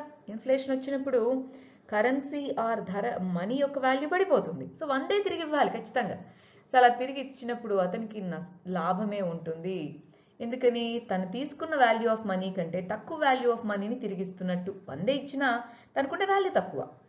బాండ్ హోల్డర్స్కి నెల తర్వాత సంవత్సరం తర్వాత 100 రూపాయలు ఇస్తామంటారు. సంవత్సరానికి 100 రూపాయల వాల్యూ పడిపోయింది. సో బాండ్ హోల్డర్కి నష్టము. సో ఇక్కడ బెనిఫిట్స్ అని ఇచ్చారు, అందుకని తప్పు కదా. ఈ స్టేట్మెంట్ తప్పు. 1 మాత్రమే కరెక్ట్ కాబట్టి answer A 1 only. Next question చూడండి. Disguised unemployment. అన్ఎంప్లాయ్మెంట్లో డిస్గైజ్డ్ అన్ఎంప్లాయ్మెంట్ అంటే ఏంటి? మనకు అన్ఎంప్లాయ్మెంట్ దాని టైప్స్ అన్నది వెరీ ఇంపార్టెంట్ కాన్సెప్ట్ అండి, దాంట్లో చదువుతాం. డిస్గైజ్డ్ అన్ఎంప్లాయ్మెంట్ అంటే లేబర్ యొక్క మార్జినల్ ప్రొడక్టివిటీ జీరోగా ఉండడాన్ని డిస్గైజ్డ్ అన్ఎంప్లాయ్మెంట్ అని అంటాము. So marginal productivity of labour zero ఉంటే డిస్గైజ్డ్ అన్ఎంప్లాయ్మెంట్. ఎస్పెషల్లీ అగ్రికల్చర్లో వీటిలో కావాల్సిన దానికంటే ఎక్కువ మంది ఒకే పొలంలో పనిచేస్తూ ఉన్నప్పుడు మిగిలిన వాళ్ళ యొక్క ఎవరైతే ఎంతమంది కావాలో వాళ్ళకంటే ఎక్కువ మంది చేస్తే ఆ ఎక్కువ మంది యొక్క మార్జినల్ ప్రొడక్టివిటీ జీరో, దాన్నే డిస్గైజ్డ్ అన్ఎంప్లాయ్మెంట్ అని పిలుస్తాము. నెక్స్ట్ క్వశ్చన్ చూడండి. ఈ కింద వాటిలో ఏవి లిక్విడ్ అసెట్స్ను పరిగణలోకి తీసుకొని డిక్రీజింగ్ ఆర్డర్ ఆఫ్ లిక్విడిటీ అంటే హైయెస్ట్ లిక్విడిటీ ఉండాలి నుంచి స్లోగా లిక్విడిటీ తగ్గేవి ఏంటి అంటున్నారు. మనము మనీ అగ్రిగేట్స్ అన్న కాన్సెప్ట్లో చదువుకుంటాం. బాగా లిక్విడ్ అంటే త్వరగా కరెన్సీ రూపంలో మారేది ఫస్ట్ కరెన్సీయేనా? సో వీటన్నిటిలో ఫస్ట్ కరెన్సీయేనా బాగా లిక్విడ్ అంటే? 4తో స్టార్ట్ అవ్వాలి. అయితే ఆన్సర్ బి అవ్వాలి లేదా డి అవ్వాలి. మిగిలిన 2 తీసేయండి. తర్వాత ఈ మూడిట్లో savings deposits, demand deposits, time deposits వీటిలో ఏది లీస్ట్ లిక్విడ్? ఎప్పుడు పడితే అప్పుడు టైం డిపాజిట్స్ అంటే ఫిక్స్డ్ డిపాజిట్స్, వాటిని తీయగలమా? లేదు. సో ఫిక్స్డ్ డిపాజిట్ వీటన్నిటిలో లీస్ట్ కాబట్టి లాస్ట్లో 2 ఉండాలి, అంతేనా? సో 2 ఉండేది ఏది? బి ఉందా డి ఉందా? డి ఉంది. సో ఆన్సర్ ఏమవుతుంది? డి అవుతుంది. సో అలా మనం 1-2 ఆప్షన్స్ తెలిసినా సరే ఇలాంటి అరేంజ్మెంట్స్ మ్యాచ్ ది ఫాలోయింగ్ క్వశ్చన్స్లో మంచిగా ఆన్సర్ చేయగలము. సో లిక్విడిటీ యొక్క విషయాలను రాసుకోండి టర్మ్. నెక్స్ట్, ఇండియన్ ఎకానమీలో ఓపెన్ మార్కెట్ ఆపరేషన్స్ అనేది దేన్ని సూచిస్తుంది? షెడ్యూల్డ్ బ్యాంక్స్ ఆర్బీఐ నుంచి బారో చేసుకోవడమా, కమర్షియల్ బ్యాంక్స్ ఇండస్ట్రీస్కి ట్రేడ్ కోసం లెండింగ్ అప్పులు ఇవ్వడమా, లేదా పర్చేజ్ సేల్ ఆఫ్ గవర్నమెంట్ సెక్యూరిటీసా? గవర్నమెంట్ సెక్యూరిటీస్ని పర్చేజ్ మరియు సేల్ చేసుకునే దాన్ని ఓపెన్ మార్కెట్ ఆపరేషన్స్ అంటాము. గవర్నమెంట్ తరపు నుంచి ఈ సెక్యూరిటీస్ని ఎవరు అమ్ముతారండి? ఆర్బీఐ సేల్ చేస్తుంది, రైట్? దాన్నే ఓపెన్ మార్కెట్ ఆపరేషన్స్ అని పిలుస్తాం. Next question, priority sector lending అనేటటువంటి దాంట్లో ఈ క్రింద వాటిలో దేనికి అప్పు అనేటటువంటిది ఇస్తారు? పిఎస్ఎల్లో అగ్రికల్చర్కి ఇస్తారా? ఎస్. ఓవరాల్గా ఎంత శాతం? 40%. దాంట్లో ఎవరెవరికి ఇస్తారు? అగ్రికల్చర్కి, మైక్రో స్మాల్ అండ్ ఇండస్ట్రీస్కి, వీకర్ సెక్షన్స్కి. సో మూడిటికి ఉంది కాబట్టి ఆన్సర్ ఏమవుతుంది? All the above. For example మనకి ఎంఎస్ఎంఈస్కి ఇస్తారని తెలుసు, అగ్రికల్చర్కి ఇస్తారని తెలుసు, కానీ వీకర్ సెక్షన్కి ఇస్తారో లేదో తెలియదు. అయినా సరే ఈ 2 కంపల్సరీ అయినప్పుడు ఆన్సర్ ఆల్ ది అబవ్ అవుతుందా లేదా? అలా కూడా చూసుకొని మనం ఎలిమినేట్ చేసుకోవాలి. సో క్వశ్చన్కి answer D. Next question, demographic dividend యొక్క ఫుల్ బెనిఫిట్స్ రావాలంటే ఇండియా అనేది ఏం చేయాలి? స్కిల్ డెవలప్మెంట్ని ప్రమోట్ చేయాలా, సోషల్ సెక్యూరిటీ అంటే పెన్షన్స్, ఇన్సూరెన్స్ని పెంచాలా, ఇన్ఫాంట్ మోర్టాలిటీ రేట్ని తగ్గించాలా, హైయర్ ఎడ్యుకేషన్ని ప్రైవేటైజ్ చేయాలా? ఏది చేస్తే డెమోగ్రఫిక్ డివిడెండ్ అనేది వస్తుంది? స్కిల్ డెవలప్మెంట్ చేస్తే, అంతేనా? స్కిల్ డెవలప్మెంట్ని ప్రమోట్ చేస్తే డెమోగ్రఫిక్ డివిడెండ్ అనే దాని యొక్క ఫుల్ బెనిఫిట్స్ మనం పొందొచ్చు. నెక్స్ట్ చూడండి, జనరల్ లెవెల్ ఆఫ్ ప్రైసెస్ యొక్క జనరల్ లెవెల్ అనేటటువంటిది పెరగడము అనేది దేని వల్ల అవుతుంది అంటే ఏంటంటే దీని మీనింగ్ ఇన్ఫ్లేషన్ అనేనా? General level of price increase అంటే ఇన్ఫ్లేషనేనా? సో ఇన్ఫ్లేషన్ కారణాలు ఏంటి అని అడుగుతున్నారు. మనీ సప్లై పెరగడం, ఎస్. ఓవరాల్గా అవుట్పుట్ లెవెల్ తగ్గడం అంటే సప్లై తగ్గడం, కరెక్టే. ఓవరాల్ డిమాండ్ పెరగడం, కరెక్టే. 3 కరెక్టే కాబట్టి ఆన్సర్ ఏమవుతుంది? డి 1, 2, 3. మీరు గమనిస్తున్నారా? 2015 నుంచి క్వశ్చన్స్ ఈజీగా ఉన్నాయి. 2016 తర్వాత వచ్చిన క్వశ్చన్స్, 2016 నుంచి ఆ 4 ఇయర్స్ వస్తున్న క్వశ్చన్స్ ఎక్కువ కాన్సెప్చువల్ డెప్త్ మీద ఉన్నాయి. 2015కి ఇటుగా తక్కువగా ఉన్నటువంటివి తక్కువ కాన్సెప్చువల్ డెప్త్ మీద ఉన్నాయి క్వశ్చన్స్. అంటే క్వశ్చన్స్ యొక్క డిఫికల్టీ లెవెల్ పెరుగుతూ ఉంది అన్న విషయం మనం అర్థం చేసుకోవాలి over a period of time. Next చూడండి, ఈ క్రింద వాటిలో ఏ గ్రూప్స్ అనేవి ఏవి ఇండియా యొక్క ఫారిన్ ఎక్స్చేంజ్ రిజర్వ్స్గా చెప్తాము? ఆర్బీఐ అయినా ఇండియా యొక్క ఫారిన్ ఎక్స్చేంజ్ రిజర్వ్స్ని మెయింటైన్ చేసేది?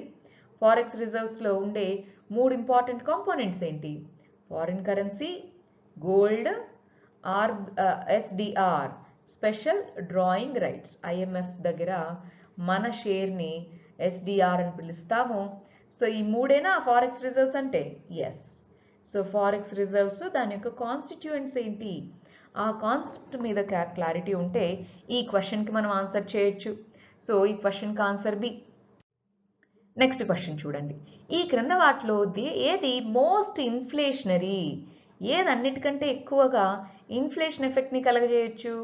పబ్లిక్ డెట్ని రీపే చేయడమా, లేదా పబ్లిక్ నుంచి బారో చేసుకొని బడ్జెట్ డెఫిసిట్ చేయడమా, లేదా బ్యాంక్స్ నుంచి బారో చేసుకొని బడ్జెట్ డెఫిసిట్ ఫిల్ చేయడమా, లేదా ప్రింట్ చేయడమా, మనీని ప్రింట్ చేసి బడ్జెట్ డెఫిసిట్ని ఫిల్ చేయడమా? ఏది ఎక్కువ ఇన్ఫ్లేషన్ ఎఫెక్ట్కి దారితీస్తుంది? కొత్తగా మనీ యాడ్ అవుతుంది ప్రింట్ చేస్తే. సో అందువల్ల అది ఎక్కువ ఇన్ఫ్లేషనరీ ఎఫెక్ట్కి కారణమవుతుంది. అందువల్లే ఆన్సర్ డి అవుతుంది.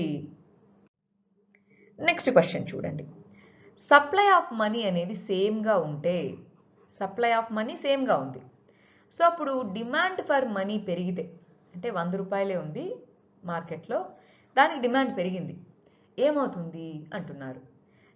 Fall in level of prices, prices యొక్క లెవెల్ పడిపోతుంది, రేట్ ఆఫ్ ఇంట్రెస్ట్ పెరుగుతుంది, రేట్ ఆఫ్ ఇంట్రెస్ట్ తగ్గుతుంది, ఇన్కమ్ లెవెల్ ఇన్కమ్ మరియు ఎంప్లాయ్మెంట్ లెవెల్ పెరుగుతుంది. ఏమవుతుందండి? మనీ సేమ్ ఉండి దానికి డిమాండ్ పెరిగితే వడ్డీ రేట్లు పెరుగుతాయి, అంతేనా కాదా? ఎక్కువ వడ్డీకి ఇస్తారు, అందువల్ల ఆన్సర్ ఏమవుతుంది? బి అవుతుంది. ఇవన్నీ కూడా ఫండమెంటల్స్ కాన్సెప్ట్స్ మీద అడుగుతున్న క్వశ్చన్స్. నెక్స్ట్ చూడండి, ఎకనామిక్ గ్రోత్, ఒక కంట్రీ ఎక్స్ అనే దాంట్లో ఎకనామిక్ గ్రోత్ ఉంటే ఏది ఖచ్చితంగా వస్తుంది, ఖచ్చితంగా ఏది ఉంటుంది? ఎకనామిక్ గ్రోత్ ఉందంటే ఇది కూడా ఒకటి ఉంటుంది, అదేంటి? ఖచ్చితంగా టెక్నికల్ ప్రోగ్రెస్ ఆ కంట్రీలో ఉన్నట్ట, పాపులేషన్ గ్రోత్ ఉన్నట్ట, క్యాపిటల్ ఫార్మేషన్ ఉన్నట్ట, లేదా ట్రేడ్ పెరిగినట్ట? ఎకనామిక్ గ్రోత్ ఉందంటే ఏది పెరిగినట్టు? మూలధనము, మనీ ఉంటేనే కదా ప్రొడ్యూస్ చేసేది, ప్రొడ్యూస్ చేస్తేనే కదా ఎకనామిక్ గ్రోత్ ఉండేది. సో దానికి ఆన్సర్ సి, నెససరీగా ఇది ఉన్నట్టు. వరల్డ్ మొత్తంలో ప్రోగ్రెస్ ఉండాల్సిన అక్కర్లేదు కదా ఒక కంట్రీలో గ్రోత్ ఉందంటే, పాపులేషన్ గ్రోత్ అవ్వాల్సిన అవసరం లేదు కదా, వరల్డ్ ఎకానమీ మొత్తంలో ట్రేడ్ పెరగాల్సిన అవసరం లేదు కదా, ఇండియా గురించి ఒక కంట్రీ గురించి మాట్లాడుతున్నారు. సో ఆ కంటెక్స్ట్లో ఆన్సర్ సి అవుతుంది. లాజికల్గా ఆలోచిస్తే ఇలాంటి క్వశ్చన్స్కి ఈజీగా ఆన్సర్ చేస్తాం. నెక్స్ట్ చూడండి, నేషనల్ ఇన్కమ్, ఒక కంట్రీకి సంబంధించిన నేషనల్ ఇన్కమ్ ఒక పీరియడ్ ఆఫ్ టైంలో దేనికి ఈక్వల్ అవుతుంది?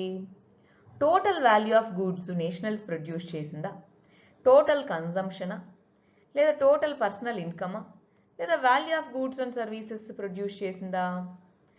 Total value of goods national income అనేది ఇండియన్స్ యొక్క ఇన్కమ్, అందుకే మనం దాన్ని ఎన్ఎన్ఐ నెట్ నేషనల్ ఇన్కమ్ అని కూడా పిలుస్తాం, లేదా నెట్ నేషనల్ ప్రోడక్ట్ అని కూడా పిలుస్తాం. దాని ద్వారా నేషనల్ ఇన్కమ్ని క్యాలిక్యులేట్ చేస్తాం.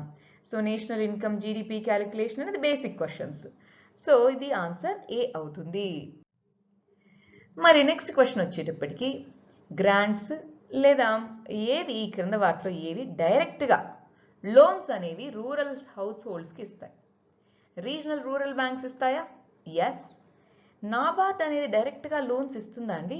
లోన్స్ డైరెక్ట్గా ఇవ్వదు, ఇది రీఫైనాన్స్ చేస్తుంది. మిగిలిన బ్యాంక్స్కి ఆర్ఆర్బీస్కి లోన్స్ ఇచ్చి వాటి ద్వారా మీరు ఇవ్వండి లోన్స్ అంటుంది, కానీ నాబార్డ్ దగ్గరికి వెళ్ళి మనం లోన్స్ తెచ్చుకోలేము ఇండివిజువల్స్. సో ఇది తీసేయండి. ల్యాండ్ డెవలప్మెంట్ బ్యాంక్స్ లోన్స్ ఇస్తాయి, ఆర్ఆర్బీస్ లోన్స్ ఇస్తాయి. సో ఏవి డైరెక్ట్ అసిస్టెన్స్ ఇస్తాయి అంటే ఆన్సర్ ఏమవుతుంది? 1,3. 1,3 అంటే ఆన్సర్ సి అవుతుంది. మరి ఇవి మన 2013 నుంచి 2020 వరకు వచ్చినటువంటి అన్ని ఎకానమీ రిలేటెడ్ క్వశ్చన్స్ అండి. వీటన్నిటినీ మనం చూసామా?